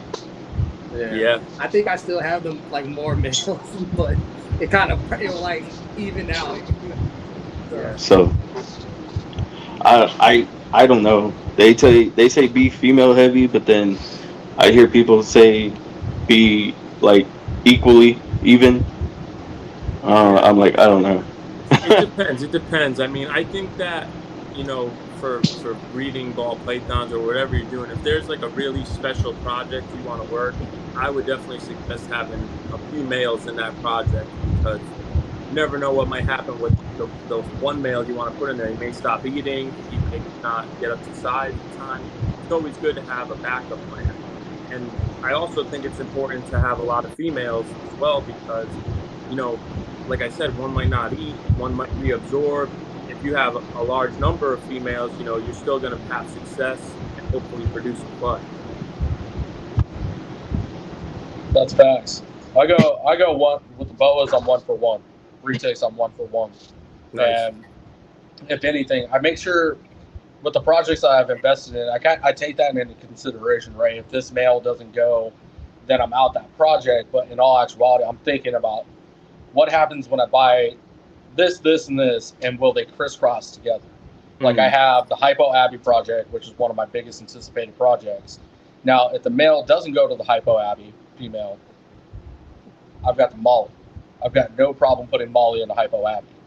So that's just putting that project in front of that other project, and then the next season I can go Hypo Abbey to Hypo Abbey. So that's why I kind of thought about it was being able to interchange all of my projects, so that way I'm not investing in too many animals that where if that male does go and the other males are just kind of sitting off in the wings, I'm feeding and keeping an animal just for the project. Like, of course, I love the snake, but it's not there. Yeah, that's a cool different outlook that I don't think too many people really think about. So that's cool to learn from you, actually. I think that's different. I forgot who we brought on the podcast that said that. I don't know, but I know I stole it from somebody. I can't remember who. It might have been a while ago. I was like, I don't know, but I do that right now because I also breed. I have a pair of hognose. I got 1-to-1 milk snakes. I got a Nelson milk snake with is it Plublin milk snake? It's a male, and then I got a albino Nelson milk snake. So she's a female, and then I got what is it? Oh, Sambos. I got Sambos. He doesn't like those things. I know it's not that I don't like them. It's just I don't I don't have a desire to keep them because they don't come out. And Bro, they're awesome. I don't know. I already, and they're really tiny. Like, not that there's anything wrong with really tiny snakes, but I already picked up my tiny project. I got the African house snakes. Oh, and I also got a rainbow boa. Shit, I forgot about that. So yeah, I had a hog island boa, passed away. I had a savannah monitor, passed away. I think they had parasites because they were wholesalers. So I don't know. Yeah, I try to save them. Try to like give them parasite stuff. Yep. And that didn't work. They just stopped eating. Next day, I know they were stiff, cold, and it sucked. Yeah. It's tough with reptiles, man, because like they hide illnesses and injuries very, very well. It's tough to tell with them sometimes when something is off. So it's definitely the shitty part about keeping reptiles and animals in general, because one day they're gonna pass away. It's just inevitable, and that's the shittiest part to me about keeping them. Bro, what's crazy is like, I wish people could go like to reptile expos, because if somebody who doesn't like reptiles or is afraid of reptiles goes to an expo show and see how the community like really love these reptiles, like if they could just see that in person, it's fun. It's amazing when you're around people like that. I don't know. I get excited, dude. Like when I go to the expos, I'm always hanging with somebody. Always. Oh yeah, I love that. I just go to hang out. Yeah. Yep. Yeah, we had a friend who came to the Daytona show with us last year, and he ended up buying something. Ended up getting a gecko. Yeah. At the show. That's a crested or what? Man. I think it was a crested gecko. Yeah. Crested. Yeah. I believe it was a crested gecko. Yep. See, I got those too. I got like what? I think I got like 20 leopard geckos now. Yeah. And 5-bearded dragons and crested gecko, crocodile gecko, and 2 sulcatas. That's what's up, man. And also to kind of expand on that, when I told you guys about my parents surprised me with that snake to kind of keep the legacy going of the tide that passed away. That was actually the first time they had ever went to a reptile expo with me, and they were just shocked by how like the community was and how beautiful all the animals were and how much everybody there was excited to see these animals. And my parents, by no means, they didn't like snakes at all. Like when I was a kid, I begged them for years to let me get a snake, and they hated my uncle for it because they were like, "Why'd you show the snake to our son? Now he wants one. Like we don't want it in our house. We're scared of them." And now they like absolutely love them. They'll come in here. Like my mom will come in here and she'll call me while I'm at work and be like, "Hey, do you need me to like mist any of the snakes or do anything for you with the snakes?" And so it's really cool to see that transition. And even like with some of our friends at school and stuff, just exposing them to the animals and educating them about them, and them seeing us excited about working with them and having them as pets really, kind of took the fear out of it and sparked more of an interest. Oh, that's awesome, man. You got to make it contagious. Yeah. And that's what I try to do with social media too, man. Like most of my posts are to try to reach people. Obviously, I love snakes, but also people that don't know anything about snakes. Like if somebody who doesn't know anything about snakes sees one of our videos with a really cool looking snake in it, it could maybe, spark their interest to learn more about them and kind of lose that fear. So that's why when I post on social media, I try to always show the snakes in a positive light. And I always try to, make it educational or try to make it engaging to where people can learn, and so that we can, kind of lift the stigma of what the snake stands for and what people think of them based off of what they've been told that isn't actually true. We learn it just like y'all, you know what I'm saying? Yep. We learn it every day, just like everybody else. Yeah. No, facts, man, and that's what I keep fucking telling this guy, man. Yeah, I tell him too, because sometimes I'm like, dude, I don't even know what to ask. Like, so I'll sit there. He's like, how come you're not answering? How come you're not like talking or asking questions? Like, bro, because you already asked the question. I'm like, I'm just trying to read what they wrote, Yeah, you can ask us whatever, bro. Yeah, you can ask us pretty much anything. We'll tell you just about anything. I always get like, okay, so you know those reels I did for you? Yes, Yeah, I did those, and I actually got hit up to make 2 more for somebody else. So I was like, that's what's it's up, not man. hard. Everybody's like, I like the way you do your reels. They're kind of, They're I don't cool. know, yeah, like you find the right beats for them. I don't know how I found that one. That one in the middle of the night last night. I just found it. The song came on, and I was like, oh yeah, I'm doing this. It felt Yeah, right, so I posted. And then that's what's up, woke man. up. Yeah, those videos you make are cool, bro. They're different, and you just gotta kind of get creative, and you always gotta try to be different, be your own thing, and that's really cool. That people are noticing that about your videos, and they want you to make them for them. That's dope. Yeah, bro, you got to get out Well, of that comfort zone. That's what it is, bro. Yep. You're talented, bro. You gotta embrace it, bro. Like if you were to sit here to tell me that Mikey be standing on this table dancing for a reel, you know what I'm saying? Like that's what it is. wait, I Sometimes think I saw that reel. Which one was that? He was holding a ball python, right? He was it's like, like the no for the yeah. One of Yeah, them. it was like it's like an audio I found, and I just made like a joke out of it, like of my girlfriend saying to stop buying snakes, and it was like a song that was like nope, nope, nope, and I like was dancing to it, saying nope. yeah, I Yeah. saw that. That was good. So yeah, just being creative, man. And anyone out there who's watching this, listen to the audios on Instagram, because sometimes you can get some really good ideas from those audios and kind of make a really cool video. So that's kind of what I do, man. I just scroll through Instagram and try to find something that I can relate to the snakes that would be funny or interesting. See, I do the same. I have that thought process with songs that I listen to. I stopped following it into the fads. Like I was doing it for a while, like trying to keep up with the trends and getting the numbers up and blah. And then I was like, fuck it, I don't even care anymore. Like if I have 1,000 subscribers or I have 100 million subscribers, I don't give a shit. I'm gonna do what I want to do, just like I do with the animals. Like I'm gonna put genuine, authentic content out there for what I like, and I want to draw that in. Like, and I appreciate what you guys do. Like, I know what you're doing, what Barcheck's doing, what the other huge social media influencers are doing. Which there's enough people doing it. Like, I just want to do what I do. You know what I mean? Yeah, man. Just slow grow it, and that's kind of the way I've been doing it from the jump. Like, it took me forever to make a fucking Instagram, man. Like, I had to have a friend at work like push me into it. He was like, he would ask. It was like, I don't know. It took him like 3 months of like, make an Instagram, bro.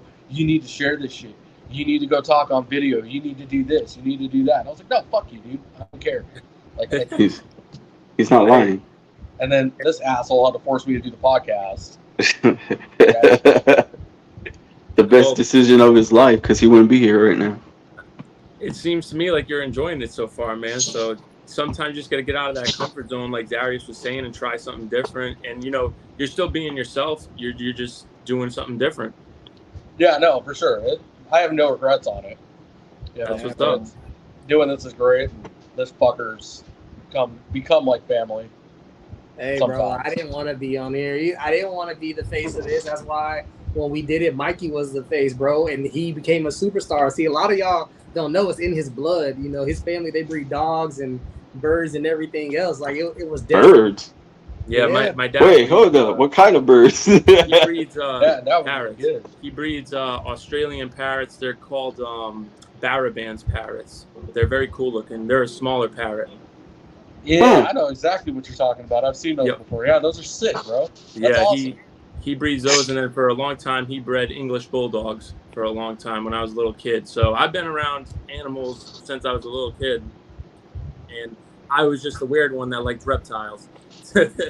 Bro, but when I hear bird, I feel like it's the hardest animal to like keep and take care of, because I picture it shitting all over the wall or something. So I just started helping my dad with it because he's getting older, and he owns a construction company, so his body is just beat up from doing years of construction. And I just started helping him, taking care of them, and they're a lot of work, man. They are a lot of work. They make a big mess. They throw their food everywhere. If they don't like something, they'll I was gonna say, and throw it mad on the floor. I'd be like, here, pick up the carrot, eat your carrot, throw it back at him. Yep. It's funny, man, and you'll learn. Like, I've learned as I've been taking care of them what they like to eat and what they don't like to eat, because whatever they don't like to eat ends up on the floor. Yeah, I've So heard it's cool. birds. I've heard birds are a lot of work, man. Like it takes They a lot are. of patience, a lot of dedication. They are, man. They're beautiful animals. I like the snakes more still, but I'm starting to gain more of an interest in them definitely now that I'm helping my dad and like learning stuff about them. So it's cool. And then yeah, for a long time he bred dogs too. So I've been around it really my whole entire life, different animals. So That's fucking awesome, though, man. You can't beat that experience. no, Y'all ever like? I'm sorry. I just want to ask this real quick. I just want to ask, like, do y'all ever like just grab a reptile and be like, I want to buy this right now? Besides the snake, have you ever done that? Yeah. Oh yeah. He wants to get a crested gecko. Yeah, I do really bad. He wants to get. Yeah. What? Like, why not? It's not the right time yet. I gotta do it like one thing at a time. Okay. I really do though. Trust me. He wants them badly. I've been showing them to him for years, but you know, I'm just gonna wait right now. And I agree with you. I love carpet pythons too. There was a local pet store down in Florida where I actually bought my first ball python, and I used to go there to get rats to feed it, obviously. And they had a jungle carpet python in there, and I was like this close to buying it, but I ended up not doing it just because I didn't really know too much about carpet pythons at the time, and you know what their care requirements were. So I didn't end up getting it, but there's been a few animals that I've wanted to impulse buy for sure. For sure. Man, Dude, I don't know why, but I want a tree frog now. A tree frog? They're pretty cool too. Yeah. Right? They are cool. What did you get? A red-eyed tree frog or a different? That's what I'm looking at, or the other one, the white tree frogs. The white tree frog. I like. I think milk frogs are pretty cool too. I've seen some people doing cool things with milk frogs as well. Those and have you seen the clown ones? I haven't seen the clown ones. I'll send you a pic, but right now there's a pic going around because one of our buddies wanted a giraffe. And I met this guy at this expo here in San Antonio. He had a giraffe, I guess a giraffe tree frog, I want to say it was. Oh, yeah, that one that you showed us. Yeah. And now he's like, dude, I want to buy that. He's like, I'm talking to him right now. He's like, I'll let you know how much they are. They're $750 a piece. Wow. That's crazy. See, bro, but when I send you the pic, you're going to be like, wow, I wish I could. Yeah, I definitely want to see what it looks like. Let me see if I can do it right now. Hold up. It's sick, man, but I can't justify spending $750 on a frog. I get why they're expensive because they're hard to get a hold of, but man, it's like I can go catch a fucking river toad for free. For free, yeah. And help the ecosystem here. Yeah. I don't know, man. I've always been drawn to the bullfrogs, so man, they're so fucking bullfrogs. Little feisty shits, man, and they bark at you and shit. I like for frogs, I like the what the heck's the name of them? They're the Pac-Man frogs. The Pac-Man. Oh, they're really cool. like the cousin to the bullfrog, basically. Yes. Okay, you ready? Y'all ready? Yeah, we're ready. Let's see the. All right, here it is. Oh wow, that thing's hard, different. Though. That's hard. Give it 5 minutes. Give it 5 minutes. Chuck's gonna pop in the chat. Get the sixth sense went off. I could see where it got its name, giraffe frog. It's definitely got the pattern. Yeah, it's awesome. That thing's sick. What does it look like when it gets big, though? That's as big as it gets, I think. That's full grown. That's hard, though. That's cool. It is. Those are impressive. Okay, so I got a burning question for both of you, especially you, Darian, because you're down in Florida. Okay. Do you guys go herping? I did when I was a kid. I haven't gone in a long time. I used to go in my backyard and catch garter snakes all the time, like lifting up rocks. I'd catch frogs, toads, turtles, whatever. I haven't recently, just because I've been so busy working, obviously, and my schedule doesn't really permit me much free time. But if I'm like outside and I see a snake, I'll go and try to pick it up or catch it. Obviously, if it's not venomous, but in Rhode Island, we really don't have many venomous snakes. I think the only venomous snake that we have here is the timber rattlesnake, and it's very rare to see. Worth to find, though, man. I'll tell you what. If I find one of those, I'll definitely be making a reel about that. Which one? Will see that reel. The timber, bro. Especially the Rhode Island localities, bro. Yeah, Oh, man. I've never I've- seen I've- one. I've never seen that. Look it up, bro. It's hard to find them. It's on a fucking island. So I believe Oh. that aren't they like susceptible to some sort of like fungal virus or something, or fungal infection that's hurting the population of them? I read something about that. I don't know for sure. I'd have to look into that. Like I'm guilty as well, not really guilty as charged. Like I get where people come from on this.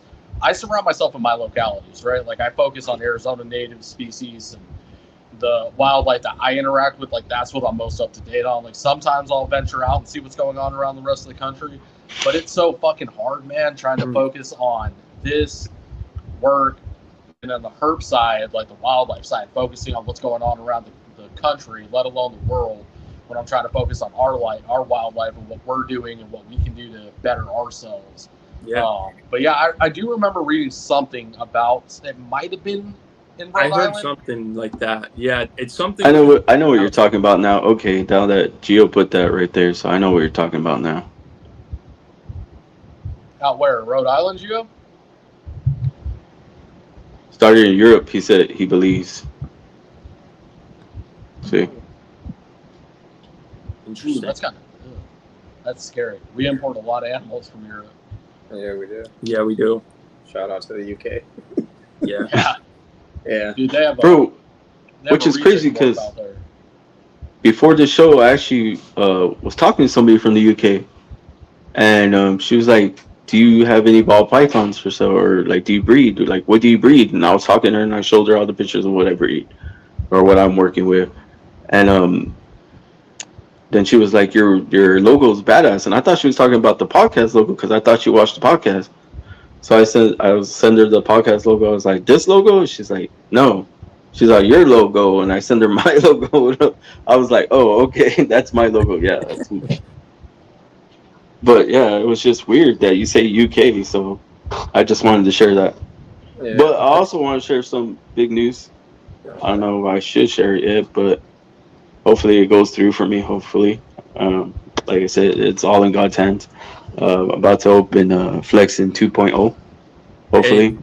Congratulations. That's what's man. up, I'm gonna get a shop here. I hope that it goes through. I have a friend talking to the landlord, and hopefully all of that goes through, so I can move my reptiles over there and do my podcast That's and all what's up. that stuff there. It's gonna be badass. Congrats, man. Manifest. Thanks, brother. You got Congrats. it, bro. For real. The words are very powerful. You know what I'm saying? So I told Levi, I was like, "Don't thank me yet, or don't congratulate me yet. I have to, get the place first." But he's like, "That's a big step." I was like, Yeah. "Still working on it though." Even That's looking into it, man, there's a lot that goes into finding a fucking offsite facility, man. Yep. Yeah, a lot. Yep. Yeah. So- So That leads me into a question for you guys. Do you guys plan on branching out into an offsite facility, or are you going to stay small enough to keep it like be a garage breeder?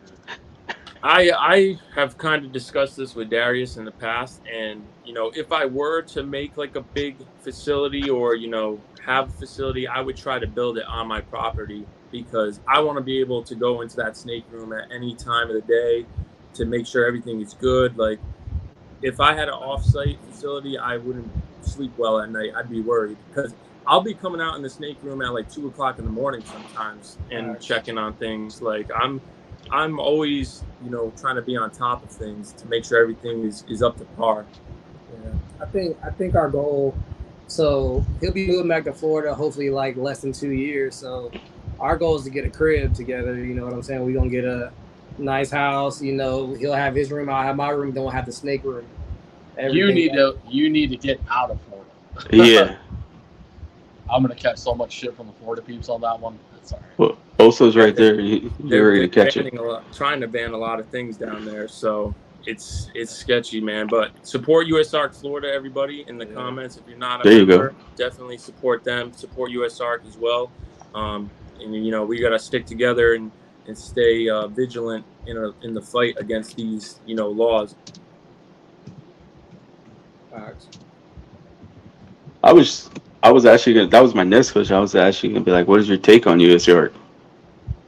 I'm rocking with USARK. I think that they're great for the hobby and the industry. And, you know, if it wasn't for them, I would have never knew about the Lacey Act. I would have never knew about the Lacey Act at all. And, you know, I've been a member for, I think, 3 years now with USARC. So I joined USARC Florida as soon as that other video surfaced of the unfortunate massacre of those reticulated pythons and the pregnant boa constrictor. So that's when I decided to join USARC Florida and, you know, support them as well. Thank you. That's much appreciated, man. That's what we need out of this hobby. Yeah, absolutely, man. I support anyone that keeps reptiles of any sort. You know, it doesn't have to be a ball python. I used to geek out watching The Crocodile Hunter as a little kid, catching all different reptiles and stuff, man. So I got love for everybody in the community. I want to actually shout out Jesse for volunteering for USARC at the Anaheim Super Show. He said it was a lot of work. I want to shout him out. That's what's Appreciate up. that, Jess. And you got to hang out with Vanessa, of course. We had her on the podcast. She's amazing. She's awesome. She's fun. I just wanted to shout him out. Like, he did, like, his I guess, deed, I want to say, like a good deed. Yeah, absolutely. So for the USARC, I feel like he needed to get a big, you know, applause for that. So absolutely. And, you know, there's strength in numbers, man. If USARC is only supported by a small number of people, they're not going to listen to us. So there's strength in numbers. Representation matters. You know what I'm saying? In anything that you do, you know what I'm saying? USARC, excuse me, I said it wrong. USARC, excuse me. But, you know, Balls of Fury, everybody's brand, you know what I'm saying? No, 100%, man. We're nothing without USARC, and that's, you know, I went in on Morph Market a little bit on that one, like less memes, more support of USARC, which he's been doing. So shout out to Darren, I appreciate that, and that's, you know, that's where it starts is with us, and then it's got to, you know, unfortunately, it feels like it's got to work its way up in this industry. You know, the big dogs will start doing it when everybody else is doing it. Yeah, I just don't understand how, you know, I can have more followers than USARC on Instagram. It makes no sense to me.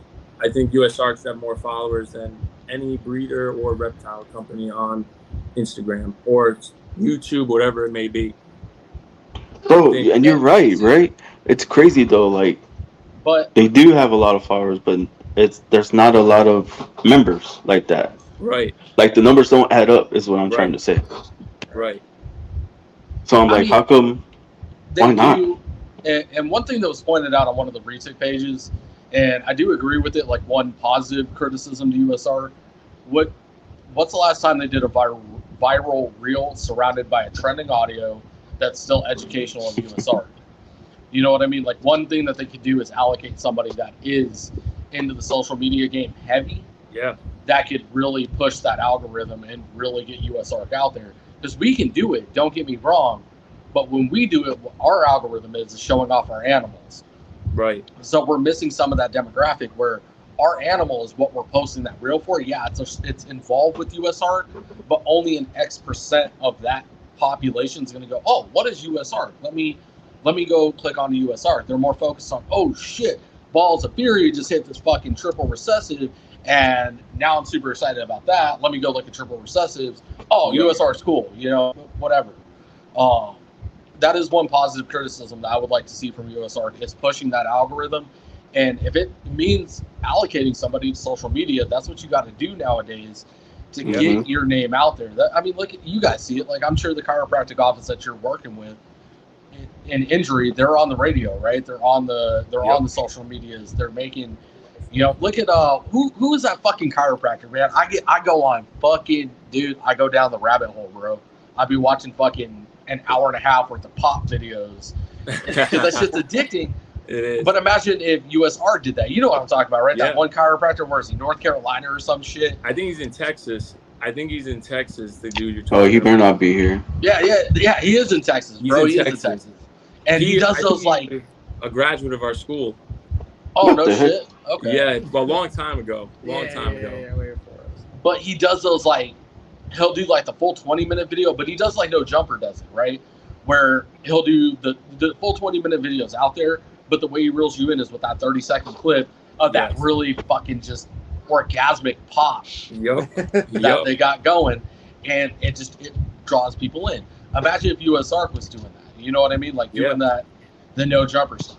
And it takes somebody that knows what they're doing, because not everybody can just pick up a video, make that 20-minute video, and then find those juicy ass segments to draw people in.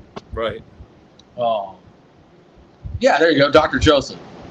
That's one of them. There's like, That's him. And if y'all don't follow the Mentor Dragon or the Mentor's Dungeon, sorry, she changed her name. Y'all should. She does cresty geckos, I think gargoyle geckos, and bearded dragons, if I'm right. Dope. I'm gonna check out everyone in the live chat and give everyone who's here a follow for sure. Fact. That's a group of people. We got everybody in here. Keys is in here. Holly is in here. Holly's badass. You can check her out too. We had her on the pod too. She's badass. For sure. Jesse, baby Jesse's Reptile World. He's a rescue in California. Badass. Oh. If you guys ever need anybody for that side of the industry, Eric's More Factory. Do you guys fuck with Eric? That's the homie. I haven't. I'm not aware of Eric. I'll have to check it out. Yeah, Eric's badass too. Found him through MJ in the Trap.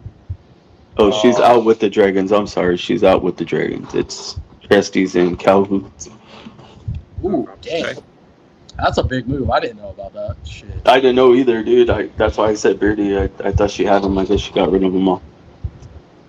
Y'all make sure to follow my boy Ryan at Moore Valley. That's the homie. Absolutely. He just got a boa. I got him hooked. Oh, man. Got him addicted to it. Hey, check out Holly's podcast, too. She also has a podcast from Texacoma Exotics. Maybe you can get on there, too, Mike. What's up, brother? I said on Holly's podcast, too. You got to check hers out, too. Yeah. Absolutely. Maybe you could get on there. Just hit her up. Talk to her. I'm telling you, she's cool people. DM me her channel. I'll DM you her stuff after this. So I can check it out. Hell yeah. I got you. Yeah, but I think, what were you gonna say, Darius? What I was gonna say is, if anybody knows anybody close to with USARK, we'd be open to doing some social media, awareness, anything like that. So tell them to reach out to us. We're definitely open to bringing awareness. I'll send you guys Vanessa's email, and they're looking for people to do the videos like my boy Jordan just did it, the USARK takeover videos. If you guys want to do that, I'll send you her email address, hit her up, and she'll get you in there. Absolutely. Bro, why we have not done one yet? That's what I want to know. I thought you were on top of that, bro. No, I only got Vanessa. That was my job. You're the other half. That's why it's co-host Sexin and Flexin. I'm Flexin. Exactly. Co-host. I show up. I show my face. Oh my god, this guy. We call it a day. I get us canceled. It is what it is. Oh my god, he ain't lying. He ain't lying sometimes. Yeah, and another thing to kind of talk about USARK too is that I found pretty cool was I try to wear my USARK t-shirt everywhere, like to the gym. I wore it on the 4th of July because it was red, white, and blue. And I've had people that don't know anything about snakes ask me what USARK stands for, and when I tell them what it is, they're shocked that we have an organization that actually tries to protect the community from potentially ending the reptile trade as a whole. So I try to support USARK as much as I can and get people to kind of know who they are.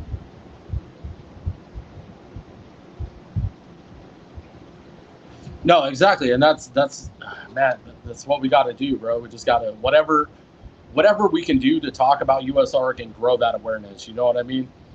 And, hey, I never questioned the V unit. I just said, I don't think I didn't say anything. Are you part of that, Mike? You should jump in there. Go join V Unit. Do you fuck with Emilio over at Villarino? Yeah, absolutely. Dude, go check out that V Unit subscription. Check that shit out, bro. It's popping with balls, everything. All the information you want, dude, it's in there, dude. Check that shit out. I will say this about V Unit, and I mean this from the bottom of my heart, and a huge shout out to Emilio. I have never felt more welcome in a ginormous group of people than I do in that group. Walking in, I had no idea what to expect. I heard great things, and I'm in other chats, and it's there's some more professional than others, and There's some more jokingly than others, but it's a perfect mix in VU, bro. Like, it's literally like walking into a family. I've never felt more welcome around a massive group of people than I do inside of the VU. And shout out to Emilio and everybody in that chat, everybody in that group. Like, there's such a massive group support there too. Like, you cannot go wrong talking to anybody in there.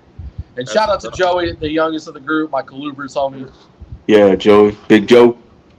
That's what's But I check that out. Yeah, But I will say this too, like you go in there and you're like trying to do something, he'll make you your own little, I guess, what is it? Your own little page in the Discord? Like he made ours.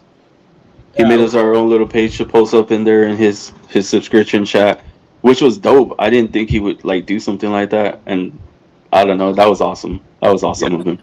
I think that would be good for me because Darius is a little bit more social than I am.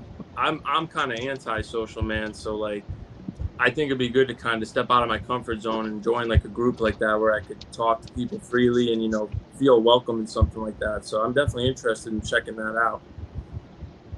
Bro, you can't go wrong. I'm telling you. Like Eric's in there, Elias who created Reptiles, another fellow boa owner. Yeah, there's you name it, dude. It's full of ball pythons. The diversity in the snakes is growing. Thanks, brother. Ryan's getting into the boas now. Shout out to my boy, our sponsor, SB Reptiles. The homie Josh hooked him up. Do you guys fuck with SB? You guys know Josh? I don't think so. No. Go follow Josh. I was like, how do you not know Josh? No, I'm joking. I don't think so. Reach out to him. I'll send you all their pages today so you can check them all please out. Please do. Chris, shut up for a second. Damn it. No. Trying to spot. Shameless plug on the sponsor. Go ahead. Even away from sponsorship, I've known Josh a long time. Even if it's not reptile related, reach out to that man. He is fucking hilarious. He's one of the best people I know. He's full of knowledge too. He's got plugs to anywhere and everywhere in the industry. He is not a ball python breeder. Does not keep ball pythons. Does not involve himself in the community. Supports it, of course, but like, he's just a funny motherfucker, bro. Like just show up to one of the trap talks where both of us are in there and just watch us in the comments. That's all I have to say. Definitely, I'll check it out. Me and Josh fuck around way too much. And Josh I love this comment. It's fucking hilarious. Bro, he did it. Speaking of Josh, real quick, he did a TikTok live, and I jumped in there, and I was like, dude, I like that blue hat. He's like, I got you. I got my boys. Go check out Sexin and Flexin. Like, on his live in TikTok, dude. And then after that, I got like 10 more followers. I was like, wow. Yeah, Josh is, if you guys have questions about social media, he is like, I don't know if he'll own it and if I'll catch some flack for this one, but like, that is like Barchek's protege. Him and MJ are like the two proteges of Barchek, in my opinion. Obviously his son is there, but he's the fucking, he's going to inherit the throne. You know what I mean? Yeah. Then you got those two living vicariously through Barchek. They both do a very well job at it. Yeah, shout out to Barchek as well, man. Still praying for him every day, and keep fighting, man. Yeah. He really inspired me at a young age. I've been watching that guy since I was like 13 years old, and I watch him every single day. So I got a lot of love for that guy. I've never met him personally, but I've exchanged DMs with him in the past, and he's always been extremely nice to me, and I wish nothing but the best for him and his family. Yeah, facts, man. It's hard, man, because Barchek is like that ambassador into the industry. You know what I mean? Like, there's not many people that you can talk to that dislike Barchek or don't know who he is, or isn't that like that the reason that you get bit by the bug. You know what I mean? Like, Barchek is one of the biggest reasons I got into colubers. Barchek is the reason I got way heavier in herping. Barchek really sets that fire when you watch his vlog. I remember before all of this, you know what I mean? Before I even had a fucking Instagram, I was listening to MJ's the Trap Talk sessions on Spotify and watching Brian's vlog in the morning. Yep. You know what I mean? And that's really where I started. But watching Barchek, man, there's nothing I don't think there's another person in the industry that could ever fill Barczyk's shoes. You know what I mean? Just the way he's done things. Basically, like Steve Irwin reincarnated, in my opinion, honestly. Like you talk, like there's Irwin and then there's Barczyk. I agree with you, man. And, I've been watching him since his snakebite days when he had, like Chewy on there and all those old guys. Like, I was watching him when I was like 10, 11 years old. And his videos pretty much taught me how to care for my first ball python. And, I'm forever thankful for him. And, even though I've never met him in person or anything like that, he's definitely an amazing person. And I hope that he keeps fighting and he makes it through this. Bro, no lie. Like that's what got me back into snakes or reptiles was I saw one of his videos on YouTube and I was like, you know what? I want another snake, and that's when I went and got a ball python. Yeah, man. Off the rip, it was one from Lucyland. I bought her spider ball python. I think his name was Aries, and well, his name's something else now. I can't remember. My son named him. I didn't even have it on the tub. But yeah, I think he named him something else. So. Hey, that's what's up, man. Yeah, he's a great ambassador for our industry, and I think he's drawn the majority of people into this industry.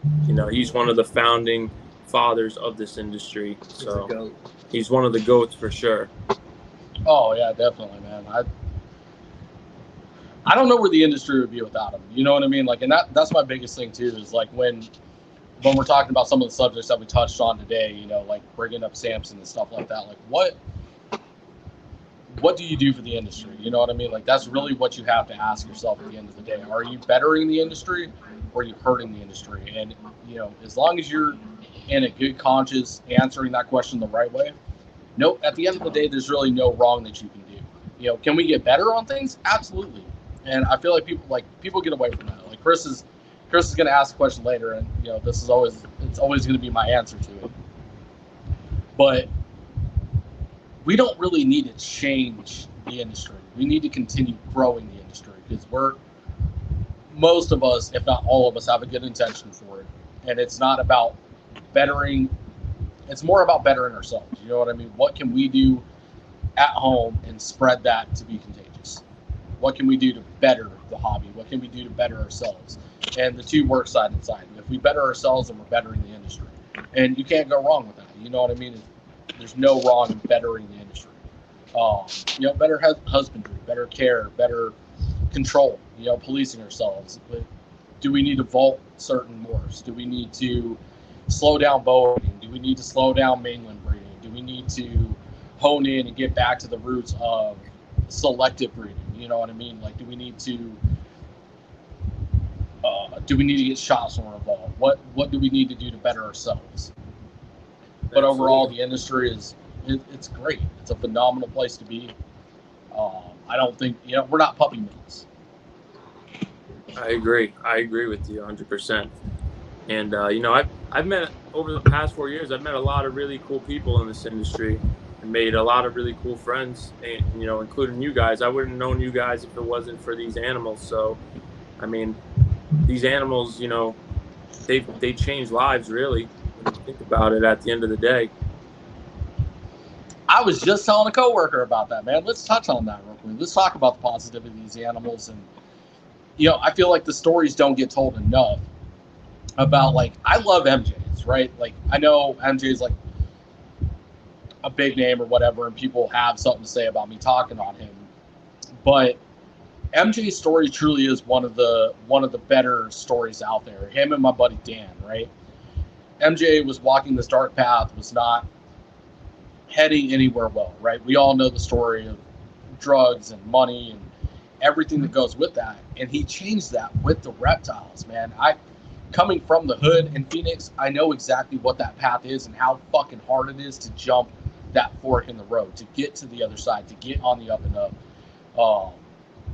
to walk away from a lifestyle like that, because it can become convenient. Is it dangerous? Yes. Is it convenient? Yes. You got money, you're spending things, you're in this lifestyle, and to get out of it, man, it's no easy walk, and he did it.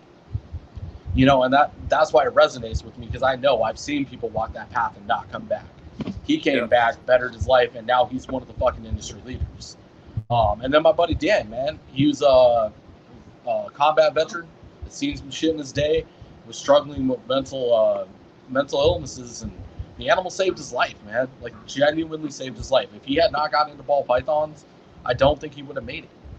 Had he not had something to live for and change his mindset and get him out of that dark place that he was in. And there are stories like that all over the place with these animals. And I feel like we need to talk on that more as an industry. We need to bring more of those stories to light, because it's really what this is about. Absolutely. I agree with you, man. Definitely agree with you. For sure. And, even if it's not like a tremendous story like that, I guarantee these animals have changed your life, right? We talked about the two animals that we held dear to our heart, and that's just one aspect of it. In every way, like, I guarantee we're more disciplined, right? We have more of a routine. We're more wanting to get into education. Yeah, it's just I agree all with around you. betterment. Yeah, these animals definitely helped me become more like patient person too, and just have more understanding and patience with certain situations, not only with the snakes but just in life in general. So that they definitely have changed my life for the better, for sure. Yeah, I think that like, we're all human. We all have our ups and our downs, and we all have something that we're going through, trying to overcome, trying to progress.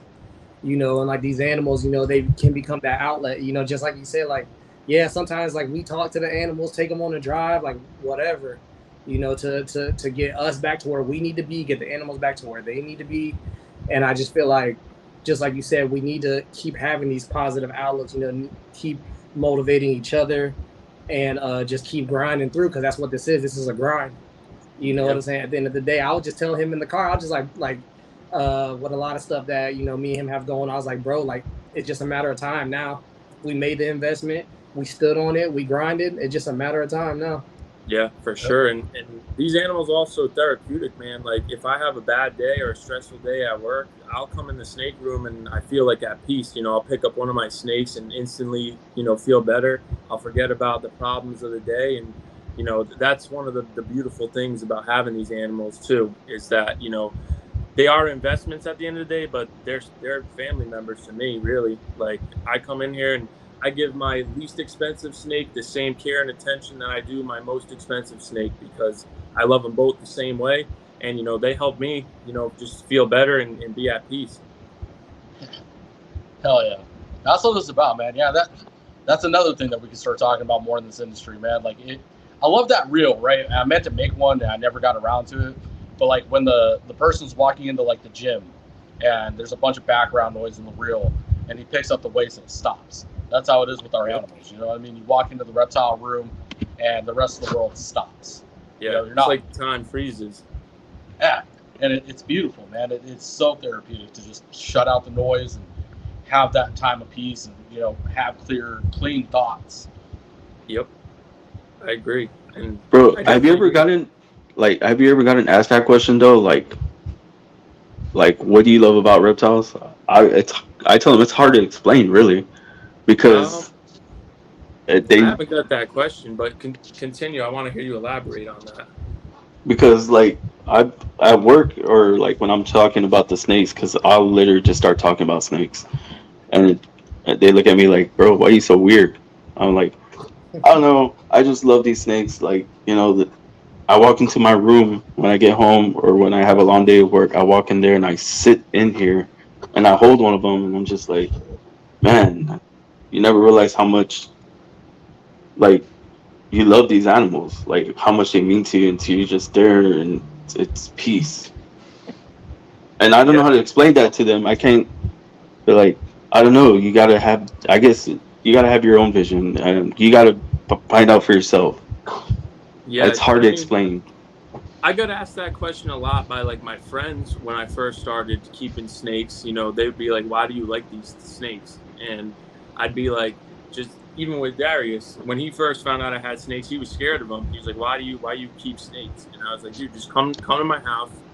I'll show you the snakes, and I guarantee you, if you hold one, you will end up liking it." And that's what I tell to everybody that asks me that question. I say, if you come to my house and you spend some time with my snakes, you hold it, you actually get to interact with it, you'll have a totally different outlook on these animals. Yeah, the way I've always explained it, man, I use my mainland.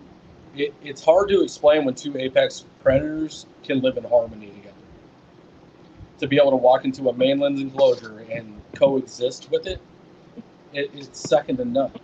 You know what I mean? Like this, Retic is a literal apex predator of its environment. We are too, but we found a way to coexist with it. Yeah, And it's for some. I mean, yeah, there's exceptions to the rule, but it's genuine, unconditional love. We don't need these animals to love us back for us to love them. right. And it's such a beautiful thing. You know what I mean? To be able to give them love, and they don't show it back. They really don't. They're not really capable of it. But that is such a satisfying situation to be in. It's Absolutely. amazing, and we love these animals to the moon and back. Like there's no difference between my Retic and my dog. Exactly, and that's what I try to explain to my friends who don't have snakes. It's like I view my snake in the same way that you view your pet dog. Like there's no difference. I agree with that. I do. I really do. But I want to say, man, it's 2 hours already flew by. God damn, that was quick. It didn't seem like 2 hours. And we had some good conversations. I enjoyed this. I think we touched on a lot of cool and important things. Oh, actually, this has been amazing. Yeah, I like this one. This one's good. I loved it. But before I ask my questions, y'all want to drop y'all's plugs where they can find you, your channel, all that. Absolutely. Go ahead. Absolutely. So you guys can find us on Instagram. You can find us on YouTube, and you can find us on TikTok. The handle is Balls of Fury Ball Pythons. We're also on Morph Market too. If you guys are interested in adding a new pet to your home, or if you're looking to invest into an investment quality ball python, you guys can find us there too on Balls of Fury. And we're also on Herp Social as well with Balls of Fury Ball Pythons as well. Also, I just wanted to throw in me and Mikey, since we're chiropractors, we're thinking about doing this research project as well, because with my snakes back home, I adjust my snakes. I'm not as specific as I would be with a human being, but we're trying to see like which ones grow faster, which ones have more eggs, things like that. So you guys be on the lookout for that as well. For sure. And are you guys going to host that on your YouTube as like a video series? Yeah, we've been filming some of it, and I think we're going to drop it as a video once we get some more data. Okay, that sounds badass. I'll definitely be tapping into that. Yeah, Bro, have you seen some of his videos? Like, I go back before we did this live. I actually watched some of his stuff. No, I've seen their work. We got new vids coming too. Absolutely. Okay, let's go. Absolutely. Fuck yeah. All right, before I You ask, guys checking it out. oh, dude, I like I said, I watched that one where you're dancing. That shit was funny. That video is fucking great, bro. I mean, But- dude, that's my goal, is to just, I feel like when someone sees that video with a person like with absolutely no fear holding snakes, dancing, I feel like that takes the fear away from it and promotes positivity for the animals. It's not about me, man. I didn't start this, because I want to be famous on Instagram or social media. I did this to show the animals and to bring a positive life to the animals. Hey, Darius, you got an Instagram? Yeah. What is it? I think it's Darius_XT. Let me double check real quick. Yeah. You gotta send me his page, Mike. Send me his page. I'll send you his page. Yeah. He's tagged in pretty much every post on Balls of Fury too. If you guys click on the tags on our pictures or our reels, he's tagged in there. I never thought of tapping it. All right. Yep. So that's an easy way to find him. But I'll DM you his info. I'm about to plug him in the chat right now. Oh, okay. Well, Levi's got it. All right. Well, while he's doing that, I'm gonna shout out the sponsors because I forgot to do that in the beginning. I'm gonna shout out our sponsors, Reptile Crew, which they were at Anaheim. Were they there at Anaheim Super Show? Yeah. Yeah. So shout out Reptile Crew. The only merch I wear, besides my own. Shout out. CMB Reptiles, which I have tattooed on my chest, right there. That's Along real with- love. Okay. That's some real love. We finna get tatted too. With who? What's his name? Who's the name? I want to get tatted by Tyler Nolan one day. That Yeah. definitely want to get tatted by Tyler that's Nolan. our That'd be plan. badass. That's my plan. I told him that when I met him at the Daytona show, and he was like, "Yeah, man, just hit me up when you're ready, and we'll do it." Yeah, both of us gonna get tatted by him. Bro, I definitely want his work done. His work's amazing, bro. Amazing work, dude. Amazing. But shout out to KC Reptile Lab. Before we get off subject, shout out to SB Reptiles, Josh, our brother. I still don't have my shirt. Bro, I don't know when he's sending out my hat either. So, shout. Look at this. He said, "Shout out to Blue Tongue Republic and ship your reptiles. If you type in Flexin23, you get $15 off your ship. Same thing with KC Reptile Lab. You type in Flexin, you get 50% off any substrate, like, well, pretty much anything in that shop. And then you got Legion Tactical. They also do shirts, guns. You know, they do custom guns, custom creations, and stuff like that. So they're pretty amazing. That's sick. But on that, we're gonna hit our wrap-up questions. I mean, I wouldn't mind that tattoo, dude. That would look good. Not gonna lie. But Chris gonna have the whole fucking industry tatted on him. bro, only people that show love, like show me love, I show them. Bro, you gotta get Gio's tattoo on your left ass cheek. That's perfect. Okay. You know why? Because Gio can kiss that ass all day. Exactly what I was thinking. But anyway, so go ahead with your wrap-up question, brother. All right. So, if you guys could, this question's pre-text or prefixed, I guess is the word I'm looking for. There are no laws, no regulations, no restrictions, just we have a magic wand. If you could own one mammal and one reptile, what are they? But the reptile cannot be a Komodo dragon. No stock answer. You want to go first, or No, you go first. so for the mammal, I think I would definitely own a jaguar. A jaguar for sure. That's hard. They're just a dope animal in general, man. Just a badass animal. And then for the reptile, that's a tough one, man. I would probably say, I don't know, man. That's a tough one. It would definitely be a snake. I think either a king cobra or maybe a green anaconda. Okay. Ooh, you could get one from Megan. Yeah. Bitch, you beat me to my shout out. Fuck you. Oh, sorry, my bad. I didn't know you were gonna talk about Megan too. She's awesome, bro. She's amazing. You gotta check out her page too. Yeah, if you guys don't fuck with Megan Conda, go fuck with her. Yeah. Yeah, I was gonna say I don't know. I don't know why it just popped in my head, but I was like maybe like a kangaroo or something like that. You know. Okay. I don't know, it's different, you know what I'm saying? But you know, they're active. You know, they'll beat up anything that comes around. I was gonna say you want to. Yeah.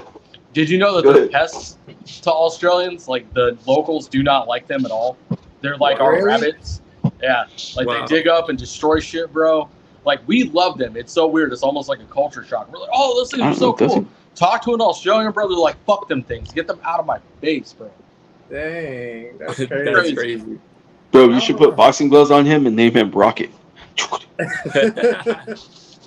I'm gonna pay somebody to put a fucking kangaroo in your bedroom just to fuck you up. Oh, bro, bring it. I'll go live. I'll be like, let's do this. Oh, Bro. that's how wise I like that frog though. I've been thinking about that frog ever since you showed it to me. Okay. The giraffe frog? Yeah. Yeah. You want to see it again? Small reptiles, man. I don't like stuff too big, you know. Yeah, I'll show it again right now. It's right here. That thing is hard. Can you play with it or not? Like, can I like play with it? I mean, you would have to wear like rubber gloves, apparently, from what I'm told, because you don't want to get the bacteria from your skin onto their skin. Yeah, that makes sense. Mm. So you can hold it, but you just gotta wear a glove. I would say a latex glove. Okay. Maybe. I don't know. I've been thinking about it ever since you showed it to me. A kangaroo giraffe rat. What the hell? I've never seen that. What the? Bro, you hold on. You got to explain what Chris asked his wrap-up question. What the fuck? Yeah, I'm gonna ask my question because I'm puzzled now. I'm like, what does that look like? Does the rat have a long neck? I feel like this came out of Russia. Had to be. All right. So, like you said, I was gonna ask this question. That's my wrap-up question. So, if you could change one thing in the hobby/industry, what would it be? It could be the negativity, the husbandry. I mean, pretty much anything. Anything's open. One thing that I could change in the industry / hobby. Like that's why I said negativity. I would say the negativity, but I would say, you know, everybody has different, you know, caring techniques and husbandry techniques. I feel like if you're doing what works for you and your animals and they're happy and they're healthy, I think that, you know, no one should have the right to criticize you in a negative way for doing that. Yes, I'm open to positive feedback and positive criticism and, you know, things that I may not have known about, like, for example, the ambient temperature thing that Levi brought to our attention. I think that, you know, people should, you know, instead of adding a negative comment to your post or something or criticizing you for the way that you're taking care of your animals, if the animal is healthy and happy, I don't think that it should, you know, be an issue. Right. Okay. Respect. Right. I agree. I think. What is it? What's the question? What was the question again? One thing you could change about the industry. One thing I could change about the industry. I've been thinking. I would say. More. I mean, I don't know how we would do this, but more funding, more resources towards research, and sharing that research. Being able to, you know, have data that other people can use. Because just like you said, like there's not one way to do this. You know what I'm saying? And just because we do it one way doesn't mean that when you do it, it's going to be the wrong way. You know what I'm saying? That's why so many people are successful in this industry. So I feel like with bringing more research aware for people to, you know, get behind, whether it's, you know, the Walmart racks or the Will Banks incubator, you know what I'm saying? At the end of the day, you're doing what you love. You're trying to progress and make something better in a positive light. And we all are trying to reach that same goal. So we need to stick together instead of trying to compete against each other and do all these other things. We need to try to stay together and accomplish that goal with more research, because that's the only thing we're gonna believe in anyways. And I think with the negativity aspect too, is I think that when people gain success or they gain notoriety from the community, they let their ego get in the way of what really was the true reason that they got into this, and that's the animals. I think the animals should be the main focus, and how we can progress the care of the animals and how we can make the animals' lives better here in captivity, because these animals didn't ask to be here. You know, we're responsible for providing them with the best life possible, and I think that, you know, that should be the focus, not, you know, how much money I'm going to make, or, you know, are people going to like me because I did such and such a thing. I want everyone to have success at the end of the day, but I think that you shouldn't lose focus of the animals and the reason why you started doing this in the first place. Fuck yeah. I love it. Much respect. Real quick, can you both flex? Can y'all flex? Hey. That's what I'm talking about.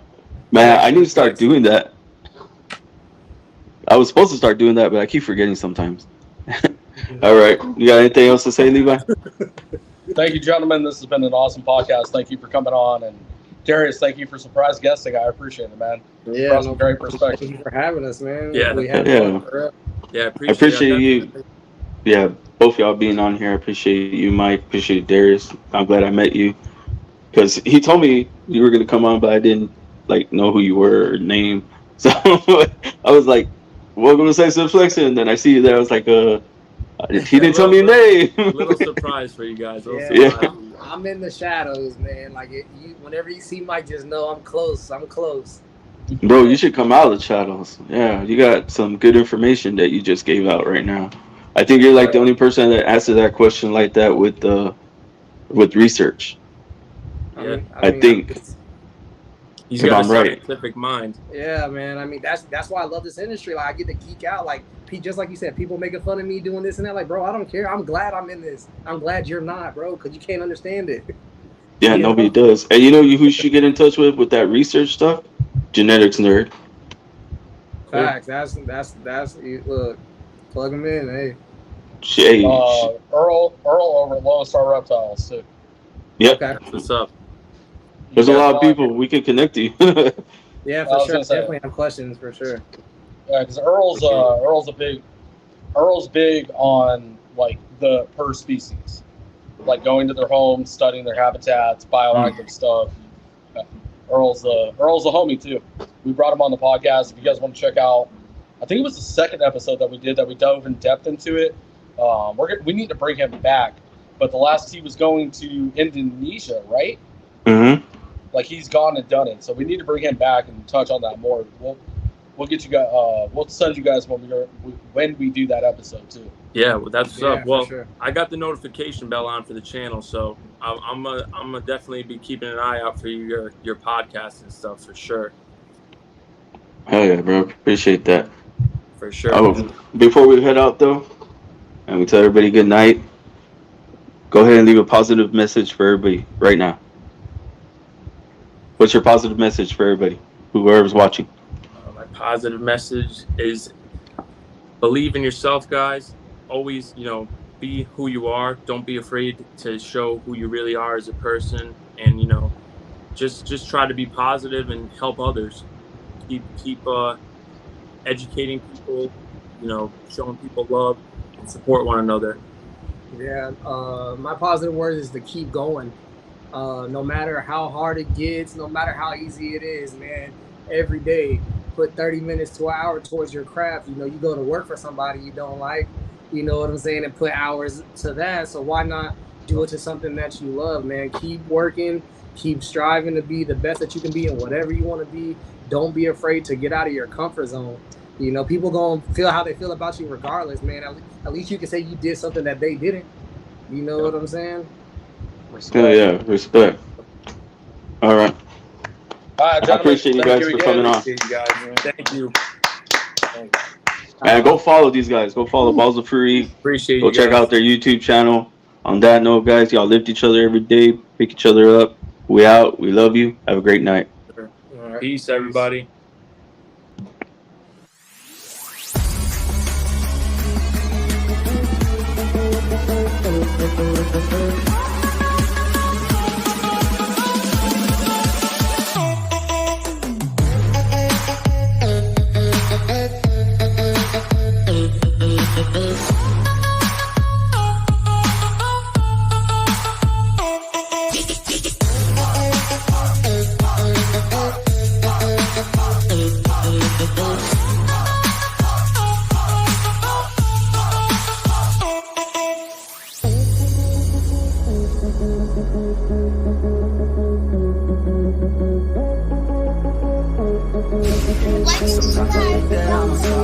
Flexin.